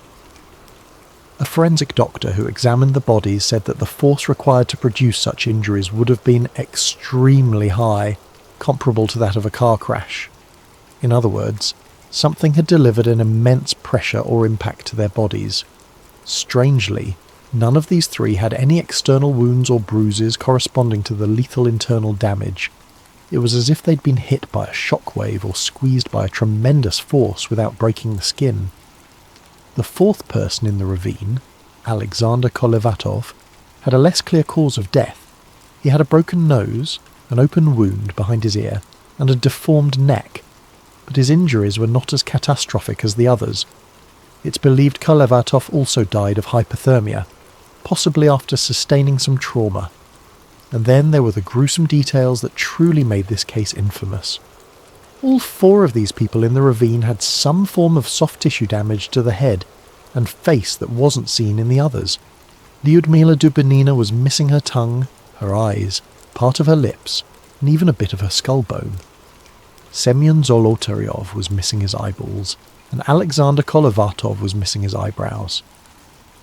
These shocking injuries naturally gave rise to lurid theories. Was the group attacked by someone or something that ripped out tongues and eyes? However, the medical experts had a more mundane explanation. The 4 in the ravine were found in a stream bed. During the 3 months before they were found, water and scavenging animals likely caused the soft tissue of their faces to decompose or be eaten away. In Dubinina's case, the autopsy noted that her stomach contained about 100 grams of coagulated blood, suggesting her heart was still beating when her tongue was removed, meaning the tongue likely decomposed or was scavenged very soon after her death. As horrifying as these injuries sound, investigators believe they were post-mortem effects, not violence inflicted while alive. Still, when these details became public, they fueled wild speculation about murderous attackers or supernatural evil. It didn't help that Zolotaryov was found with a camera around his neck, different from the other cameras found in the tent, and his hand holding a pen and notepad, as if he died trying to write something down. Unfortunately, whatever he intended to note was never written.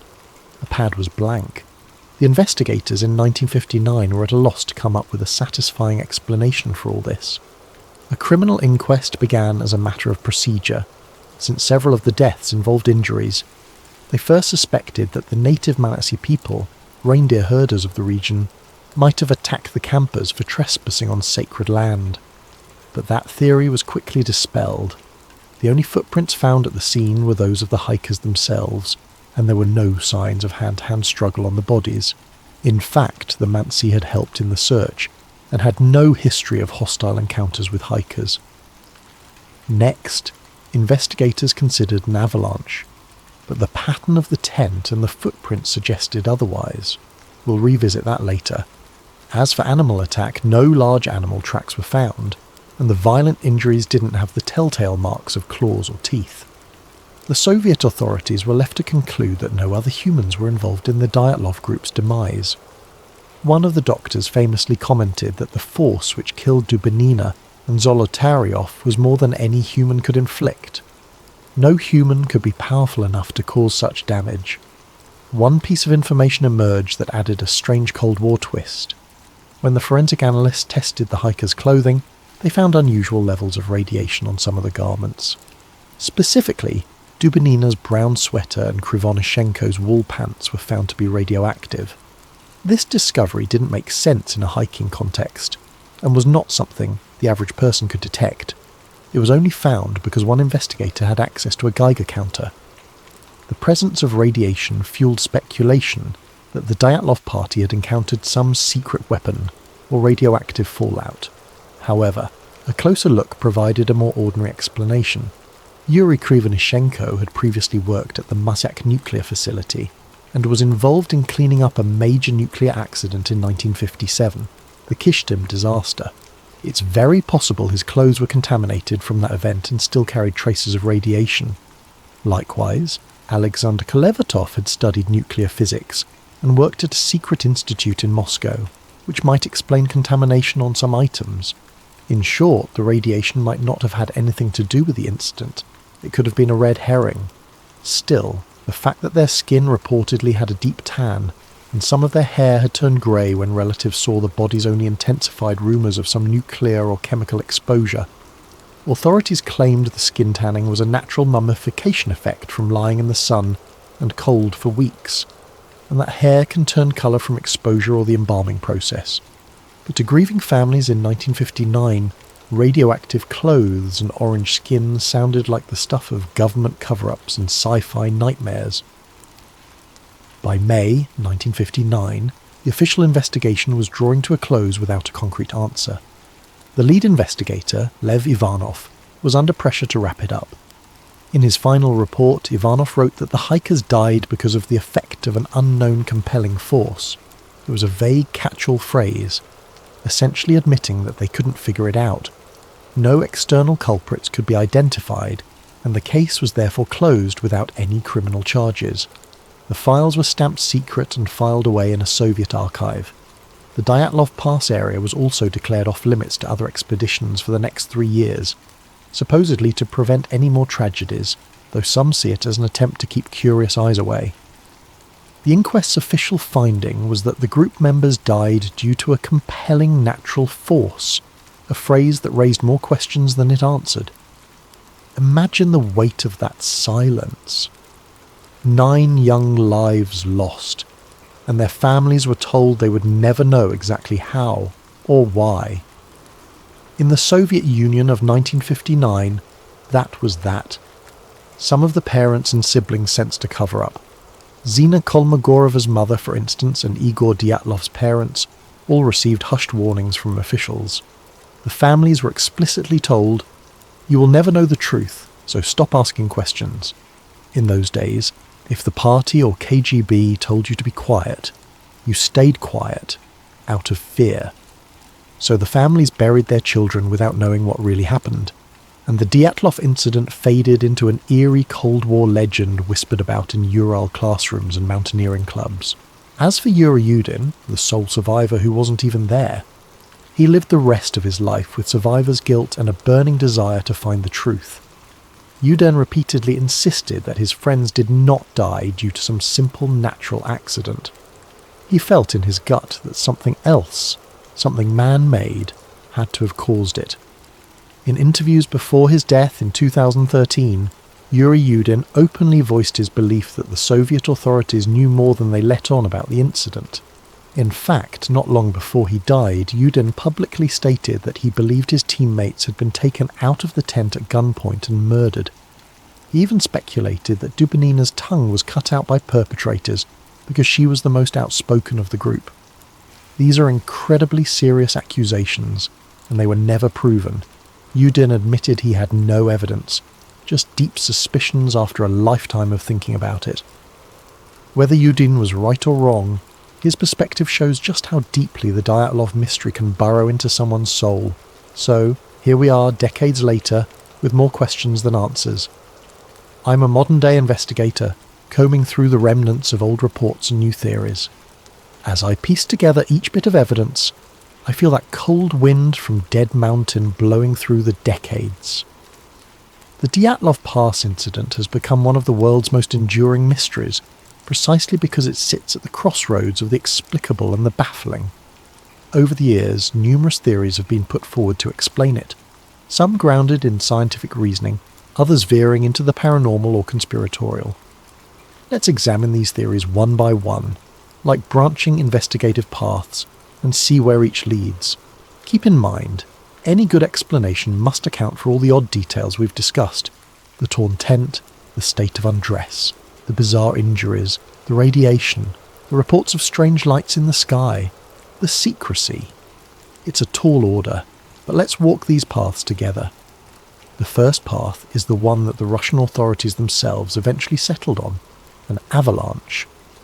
For many, this is the most straightforward explanation. Picture the scenario. The Dyatlov group is asleep in their tent on the slope, when suddenly a slab of heavy snow above them fractures and slides down onto the tent. The tent fabric begins to collapse and they hear the roar of snow. In a flash, the group panics. They believe a full avalanche is about to bury them. In seconds, they grab a knife, slash open the tent from the inside, because the entrance is blocked or hard to open under the weight of snow, and they flee into the night wearing whatever they had on at that moment. This theory gained significant traction, and in fact, in 2019 to 2020, the Russian government reinvestigated Diatlov Pass and concluded that a slab avalanche was the official cause of death. Later that year, a team of scientists published new computer simulations supporting the plausibility of an avalanche. In this case, the most appealing aspect of the avalanche theory is that the hiker's actions no longer seem irrational under this lens. If you believe an avalanche is about to crush you, doing whatever it takes to get out of the tent and moving to safer ground is exactly the right response. And indeed, everything the Dyatlov group did after leaving the tent can be seen as textbook survival behaviour once you assume an avalanche threat. The theory goes like this. A slab of snow, perhaps loosened by the wind or the heat from their stove earlier, slid and partially buried the tent, making loud cracks and rumbles. The experienced hikers immediately and calmly initiated an emergency evacuation. They cut their way out of the tent and headed for ground that would be safe from a larger avalanche, which in this case meant moving toward the tree line on the far side of the pass. They didn't take time to put on boots or grab equipment because every second mattered. In their minds, they had to get clear of the avalanche path. In just their socks and light clothes, they made it about a mile downslope to the forest. There they regrouped and tried to stay warm by building a fire. We saw evidence of that by the cedar. They also dug a snow cave as a shelter. The ravine where the last four were found had branches laid out on the floor,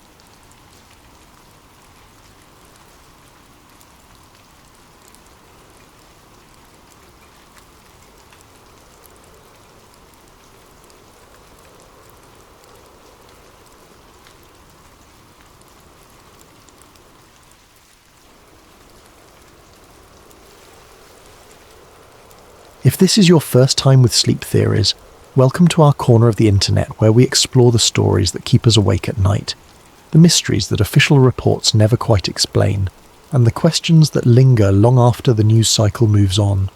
Don't forget to subscribe and hit that notification bell. We've got investigations that will challenge everything you think you know about the world around us. My name is Daniel Rhodes, and for 32 years I analysed threats that didn't officially exist.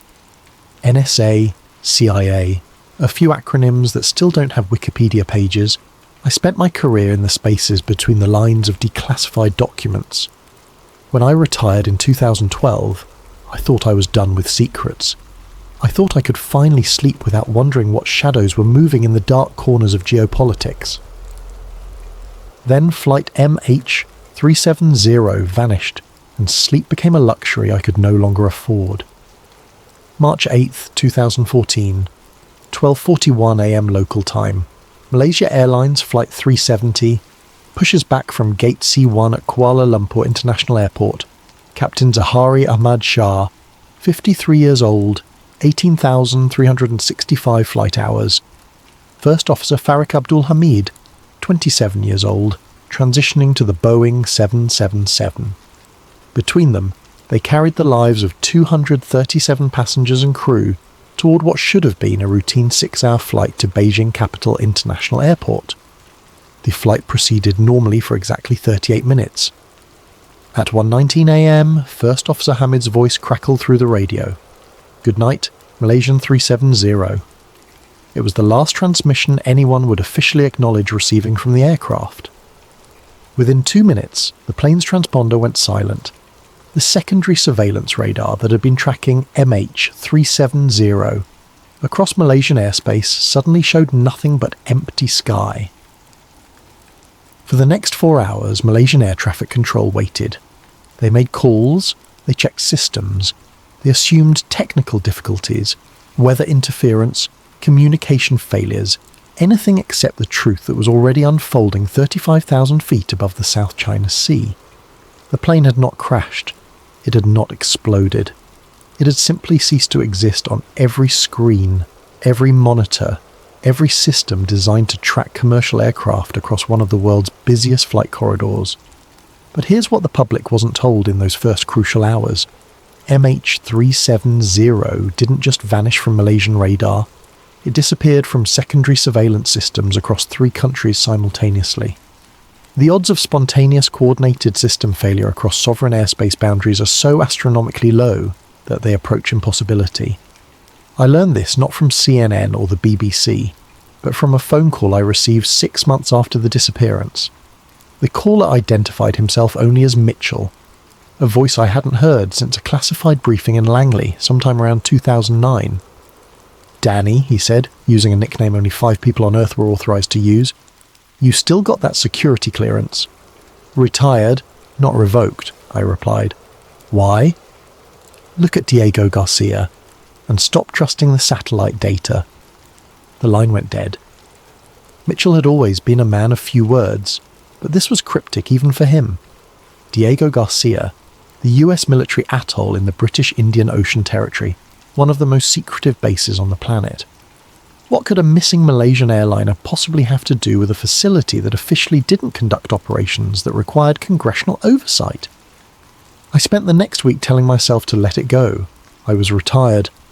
I had a small house in Vermont, a garden that needed tending, and a pension that would keep me comfortable until the inevitable heart attack or cancer diagnosis that seems to find everyone in my former line of work.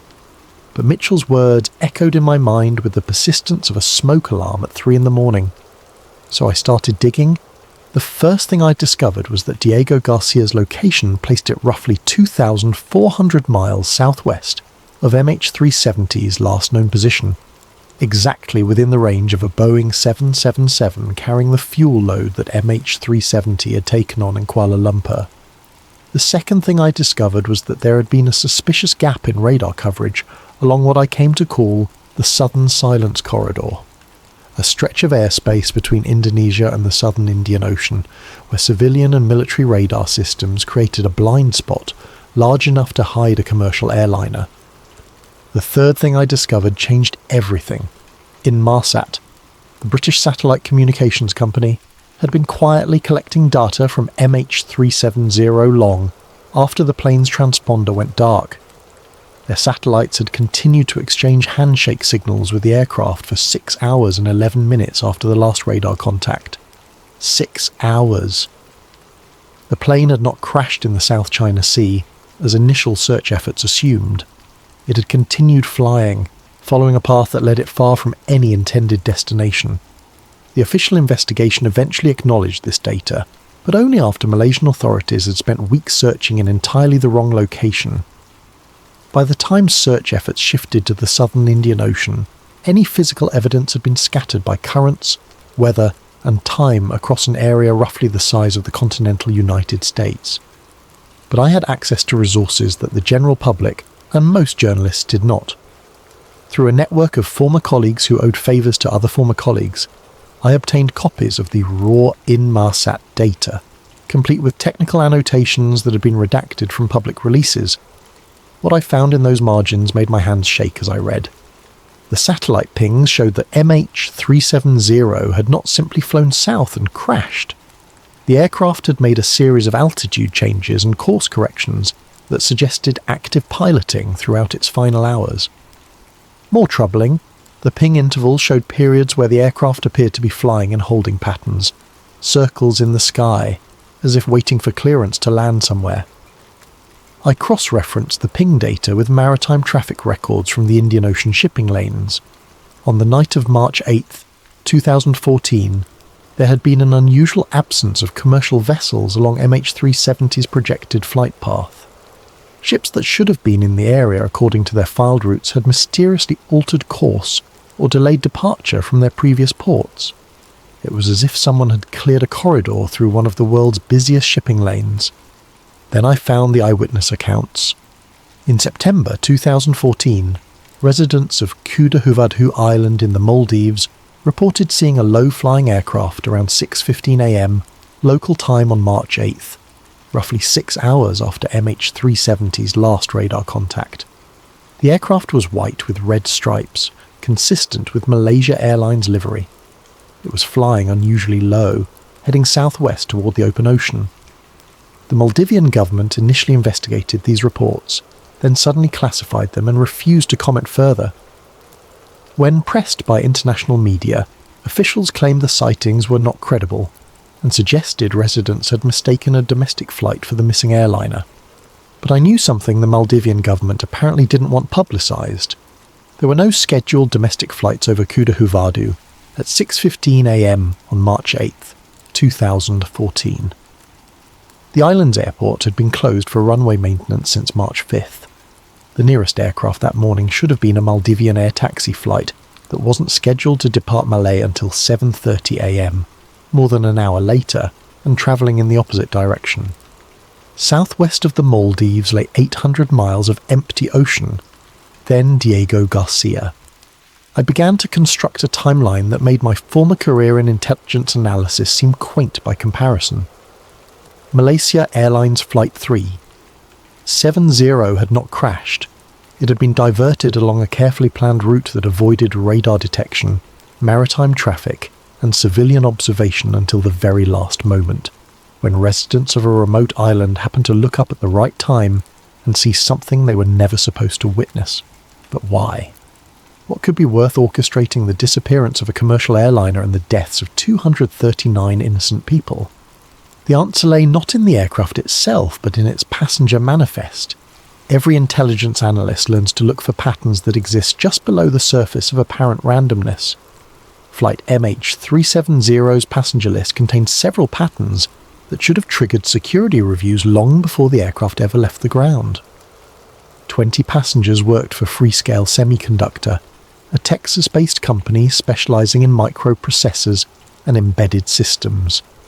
They were traveling to Beijing for a technical conference, carrying laptops and documentation related to advanced radar and stealth technology applications. Among them was Dr. Chen Wei, a lead engineer on what Freescale internally called Project Mirror, research into electronic systems that could manipulate radar signatures in real time. 4 passengers were travelling on stolen Austrian and Italian passports. The men who had stolen these documents were identified within days of the disappearance, but the identities of the individuals who had used them to board MH370 remain unknown. Interpol confirmed that the stolen passport holders had purchased their tickets with cash through a travel agency in Bangkok that had no record of the transactions beyond the basic booking information. Then there was Yen Lo. Yen Lo was listed on the passenger manifest as a software consultant, travelling from Kuala Lumpur to Beijing. But Yen Lo was not a software consultant. According to files I obtained through channels that I cannot and will not identify, Yen Lo was a former Chinese military cyber analyst who had been quietly developing quantum encryption algorithms for the People's Liberation Army's 3rd Department, their Signals Intelligence Division. 6 months before MH370's disappearance, Yen Lo had approached the CIA through an intermediary, claiming he wanted to defect.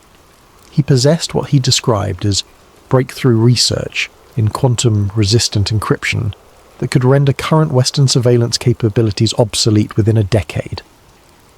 The agency had been in preliminary negotiations with Yen Lo since December 2013, but those talks had stalled over disagreements about his financial demands and the security of his family members still living in mainland China. What Yen Lo didn't know, what he couldn't have known, was that his communications with the CIA had been intercepted by the National Security Agency's Special Collection Service, operating out of the US Embassy in Kuala Lumpur. The NSA had been tracking Yen Lo's movements, monitoring his communications, and building a profile of his research capabilities since October 2013.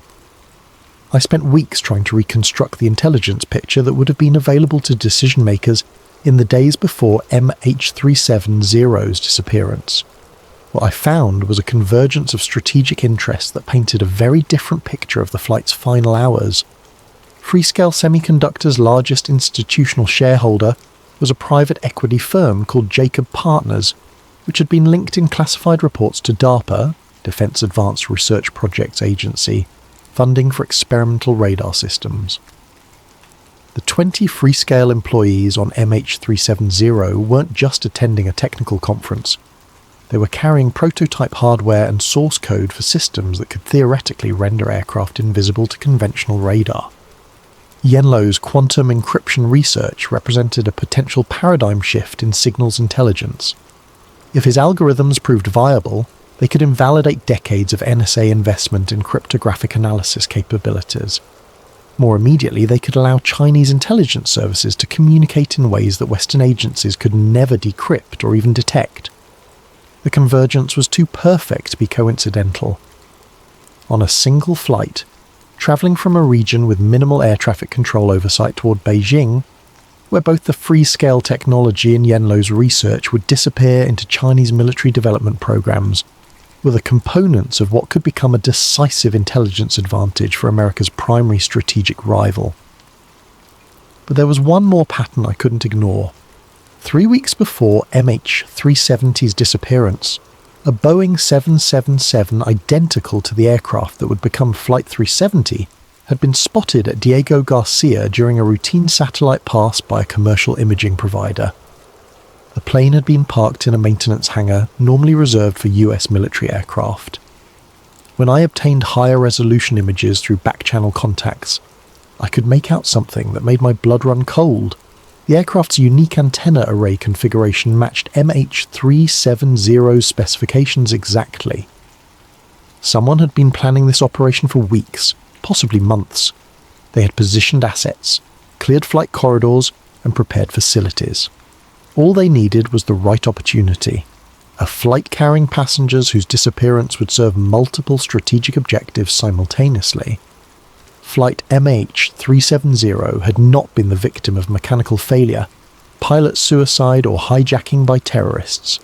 It had been hijacked by the most sophisticated intelligence apparatus on Earth, using methods that most people couldn't imagine and wouldn't believe if they were told. But the operation hadn't ended with the aircraft's disappearance. In fact, that was only the beginning.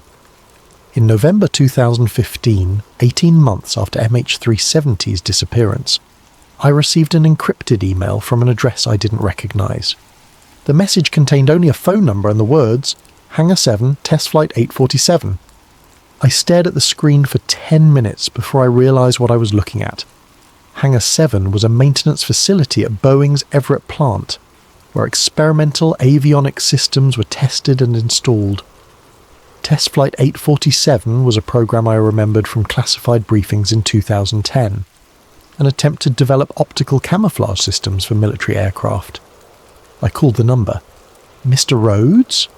The voice was nervous, middle-aged, with a slight southern accent. My name is Marcus Webb. I used to work for Boeing. I think we need to talk. We met 3 days later at a diner outside Everett, Washington. Marcus Webb was thin, pale, with the kind of perpetual exhaustion that comes from carrying secrets that are too heavy to sleep with. He had worked as an avionics technician for Boeing for 15 years, specializing in experimental radar and communication systems. In 2013, he had been assigned to a classified project that he knew only by its internal designation, Ghost Protocol. They told us we were developing stealth capabilities for the next generation of military transports, Webb explained, stirring sugar into coffee with hands that shook slightly. Optical masking at high altitudes. The idea was to make aircraft essentially invisible to both radar and visual observation by manipulating electromagnetic signatures in real time. The technology worked by using a network of sensors and transmitters built into the aircraft's skin. These components would detect incoming radar signals, analyze their characteristics, and broadcast counter-signals designed to cancel out the aircraft's radar signature. Simultaneously, optical sensors would analyze the visual background above and below the aircraft, then project those images onto panels covering the aircraft's exterior surfaces. We tested it twice, Webb continued. First test was a partial success. We achieved about 60% radar signature reduction and maybe 40% optical camouflage. But the second test... He paused, staring into his coffee. The second test, something went wrong. The aircraft just vanished. Completely. Our own radar couldn't track it. Visual observers lost sight of it. Even GPS seemed to fail. For about 8 minutes, we had no idea where a Boeing 777 was flying in controlled airspace. The test aircraft had eventually reappeared on radar, suffering from what the official report described as cascading avionics failures. The Ghost Protocol program was immediately suspended, its research classified above top secret, and its hardware locked away in storage facilities that Webb was not cleared to access. But Webb had kept copies of the technical specifications. I knew something was wrong when they made us sign new NDAs 6 months after the program ended, he said. Then, when MH370 disappeared, I started putting pieces together. The flight path, the radar gaps, the way it just vanished. It was exactly like our second test. Webb believed that Ghost Protocol technology had been secretly installed on MH370, either during routine maintenance or through a more covert operation. The aircraft's disappearance from radar wasn't due to the transponder being turned off. it was because the plane had been rendered electronically invisible. But why? I asked. If they wanted to steal the passengers and their research, why not just arrange for them to disappear after landing in Beijing? Why hijack an entire commercial flight? Webb's answer made me understand why he looked like he hadn't slept in months. Because this wasn't just about stealing research, he said. This was a field test. They wanted to see if they could make a commercial airliner completely disappear in controlled conditions, with the whole world watching. If Ghost Protocol could work on MH370, it could work on anything. Air Force One, enemy bombers, civilian aircraft carrying people they wanted to eliminate without leaving evidence. According to Webb, the aircraft had been remotely piloted using Boeing's uninterruptible autopilot system, a feature designed to prevent hijackings by allowing ground control to override cockpit commands. The system had been modified to accept commands from satellite links, making it possible to control the aircraft from thousands of miles away. They flew it to Diego Garcia, Webb said with absolute certainty, landed it, processed the passengers, then either destroyed the aircraft or flew it somewhere else for permanent storage. The debris that started washing up years later, that was planted, probably dropped from cargo aircraft or submarines to maintain the illusion that the plane crashed in the Indian Ocean. I asked Webb why he was telling me this. Why risk his life, his family's safety, his freedom to expose what amounted to an act of war against civilian aviation? Because they're not going to stop with MH370, he said. I've seen the production schedules for Ghost Protocol components. They're manufacturing this technology on a scale that suggests operational deployment. Commercial aircraft, military transports, maybe even spacecraft. They're planning to disappear things whenever it serves their purposes. Webb gave me a flash drive containing technical specifications for Ghost Protocol, maintenance records from the Boeing facility, where the technology had been developed, and satellite images showing aircraft matching MH370's configuration at Diego Garcia both before and after the disappearance. Then he made me promise that if anything happened to him, I would make sure this information reached people who could act on it. 2 weeks later, Marcus Webb died in what Everett police described as a single-vehicle automobile accident. His car had left the road during clear weather conditions, striking a tree at an angle that investigators found difficult to explain. The accident occurred on a stretch of highway that Webb had driven safely for 15 years, less than 2 miles from his home. I kept my promise. The first piece of alleged MH370 debris was discovered on July 29th, 2015, on Réunion Island, a French territory in the Western Indian Ocean, roughly 2,300 miles from the aircraft's presumed crash site. The fragment was identified as a flaperon, a movable control surface from the aircraft's wing. Malaysian authorities, French investigators, and Boeing representatives confirmed that the part had come from MH370. But the discovery raised more questions than it answered. Oceanographic analysis suggested that debris from a crash in the southern Indian Ocean would take between 12 and 18 months to reach Réunion Island, carried by the South Indian Ocean Gyre current system. MH370 had disappeared 16 months earlier, exactly within the predicted time frame. The timing seemed to confirm the official crash location. What didn't make sense was the condition of the flaperon. Marine biology experts who examined the fragment found barnacle growth patterns that were inconsistent with continuous ocean exposure. The barnacles were too mature for the time supposedly spent in the water, but their distribution suggested periods of exposure to different water temperatures and salinity levels. Some marine growth appeared to have been scraped away, then regrown under different conditions. Dr. Sarah Mitchell, a marine biologist at the University of Cape Town who was not part of the official investigation, published an independent analysis of photographs from the flaperon examination. Her conclusions were startling. The barnacle evidence suggested the debris had been exposed to multiple marine environments over different time periods, as if it had been moved between different oceanic regions before finally washing ashore on Réunion. The growth patterns we observed are consistent with the fragment being stored in controlled saltwater conditions, then introduced to open ocean currents much more recently than the official timeline suggests, Dr. Mitchell wrote in a peer-reviewed paper that was published. then mysteriously retracted 6 weeks later without explanation. But the flaperon was only the beginning. Between 2015 and 2018, more than 30 additional pieces of debris allegedly from MH370 were discovered along coastlines in Mozambique, Madagascar, South Africa and Tanzania. The fragments included wing flaps, interior panels, engine cowlings, and personal items belonging to passengers. Each discovery seemed to reinforce the narrative that MH370 had crashed in the southern Indian Ocean, its wreckage scattered by currents across thousands of miles of coastline. However, when I obtained copies of the detailed forensic reports on these fragments, reports that were not released to the public, I found patterns that suggested a very different explanation. Several fragments showed tool marks indicating they had been deliberately separated from larger structures, rather than torn away by impact forces. Cut marks were straight and clean, inconsistent with the ragged edges that would result from high-speed collision with ocean surface. Some fragments showed evidence of freshwater exposure, mineral deposits and corrosion patterns that could only result from prolonged contact with non-oceanic water sources.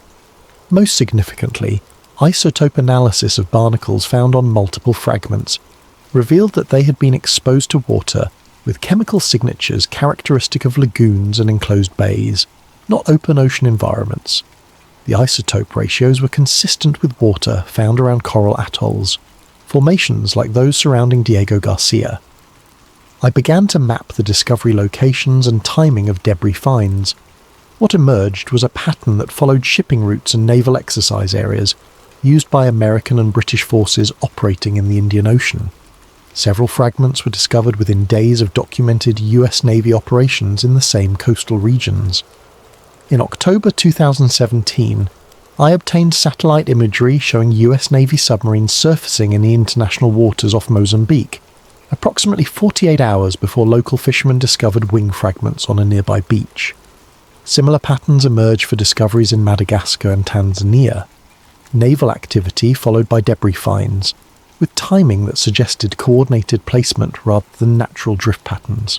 The most damning evidence came from an unexpected source. A former US Navy diver contacted me through encrypted channels in early 2018, claiming he had participated in what his superiors described as deep water salvage training exercises in the Indian Ocean during 2016 and 2017. The exercises involved deploying aircraft debris from submarines at predetermined locations, then monitoring how currents and weather would affect the fragment's movement toward nearby coastlines. We were told it was environmental research, the diver explained during a conversation that I cannot record or document. Something about tracking ocean currents for climate change studies, but the debris we were dropping wasn't generic test materials, it was airplane parts, some of them with identification numbers that had been partially removed or altered. The diver provided GPS coordinates for several drop sites that corresponded exactly with locations where MH370 debris was later discovered. He also described seeing aircraft fragments stored in sealed containers aboard submarines, fragments that showed evidence of controlled saltwater exposure designed to simulate long-term ocean drift. They had marine biologists on the operation, he said, scientists who were cultivating specific types of barnacles and algae, then attaching them to the debris before we dropped it. Everything was designed to look like it had been drifting in the ocean for exactly the right amount of time. The debris discoveries that had seemed to confirm MH370's fate were, in fact, an elaborate deception, designed to maintain the illusion that the aircraft had crashed. Someone had been systematically planting evidence across thousands of miles of coastline, using military resources and scientific expertise to create a false narrative that would satisfy international investigators and grieving families. But the most shocking revelation was still to come. In March 2019, exactly 5 years after MH370's disappearance, I received a package with no return address. Inside was a single photograph, printed on standard paper with no identifying marks or metadata. The image showed the interior of what appeared to be a military maintenance hangar, with concrete floors, overhead cranes and industrial lighting. In the centre of the frame, partially covered by camouflage netting, was the unmistakable silhouette of a Boeing 777. The aircraft's tail number was not visible, but I could make out distinctive features that matched MH370's configuration. The specific antenna array pattern, the unique winglet design, even scuff marks on the fuselage that corresponded to photographs I had seen of the original aircraft. But what made my hand shake as I examined the image was the background. The hangar's architectural features, the distinctive coral aggregate concrete, the industrial equipment visible in the frame. All of it matched technical specifications I had obtained for maintenance facilities at Diego Garcia. This photograph had been taken inside one of the most secure military installations on Earth, showing an aircraft that the world believed had been destroyed in the Indian Ocean. I spent weeks trying to authenticate the photograph, consulting with experts in digital forensics, aviation identification, and military architecture. Every analysis confirmed what I already knew in my heart. This was MH370, alive and intact, 5 years after its supposed destruction. The implications were staggering. If the aircraft had been preserved rather than destroyed, it meant the passengers might still be alive, held in facilities that existed outside any legal jurisdiction. It meant the debris discoveries were part of an ongoing deception designed to prevent search efforts from focusing on the aircraft's actual location. Most importantly, it meant the operation was still active. Ghost Protocol technology was not just a failed experiment, but a deployed capability being used for purposes I could only imagine. I began making copies of all my research, preparing to release everything through multiple channels simultaneously. I contacted journalists, former colleagues, and documentary filmmakers who might be able to reach audiences that government officials would prefer to keep uninformed. Then, on a Tuesday morning in April 2019, 2 men in dark suits knocked on my door. They identified themselves as FAA investigators, though they carried identification that I couldn't verify through any official channels. They confiscated my computer, my files, my backup drives, and every piece of physical evidence I had collected over 5 years of investigation. They explained that my research had been deemed potentially harmful to ongoing aviation security measures, and that my findings were being classified under provisions of the Patriot Act. I was ordered to cease all investigation activities related to MH370, to avoid contact with media organisations, and to report any attempts by foreign agents to recruit me for intelligence purposes. The men were polite but clear about the consequences of non-compliance, prosecution under the Espionage Act with penalties including life imprisonment. 3 days later, I found a small package in my mailbox. Inside was a single flash drive with a label written in block letters. 370 wasn't the first. The drive contained satellite images spanning the past decade, showing aircraft that had disappeared from civilian tracking systems in various regions around the world. Each image was time-stamped and tagged with coordinates that placed the aircraft at military facilities in remote locations, some in the Pacific, others in the Atlantic, several at installations I couldn't identify. But the most disturbing files on the drive were labelled with future dates, satellite images that appeared to show aircraft that hadn't disappeared yet, positioned at facilities that were still under construction. The operation that had claimed flight MH370 was not an isolated incident. It was part of a systematic program to disappear aircraft whenever strategic interest required it. Planes carrying inconvenient passengers, sensitive cargo, or simply flying routes that could serve as cover for military operations, all of them potential targets for Ghost Protocol deployment. As I write this, I don't know how long I have before the contents of that flash drive are discovered, or before my own disappearance becomes necessary to protect the secrets I've uncovered. But I know that the families of MH370's passengers deserve the truth, even if that truth is more terrible than the uncertainty they've endured for years. Flight MH370 didn't crash in the Indian Ocean. It was stolen by the most advanced intelligence apparatus in human history, using technology that makes aircraft vanish as completely as if they had never existed. The 239 people aboard that flight became the collateral damage in an operation designed to test capabilities that will be used again whenever the strategic calculus demands it. This silence corridor that swallowed MH370 is still active, still waiting for the next flight that carries passengers or cargo too valuable or too dangerous to reach its intended destination. In a world where aircraft can be made to disappear without leaving evidence, where debris can be manufactured and planted to support false narratives, where military technology can override the basic assumption that commercial aviation operates in civilian-controlled airspace, every flight is potentially vulnerable, every passenger is potentially expendable, the next time an aircraft vanishes without explanation, remember MH370. Remember that some disappearances are not accidents, but deliberate acts by organisations that operate beyond the reach of international law, public accountability or human conscience. And remember that in the silence corridor, the truth is whatever serves the interests of those who control the technology to make planes disappear. The sky is no longer safe. It never was. But now at least you know why.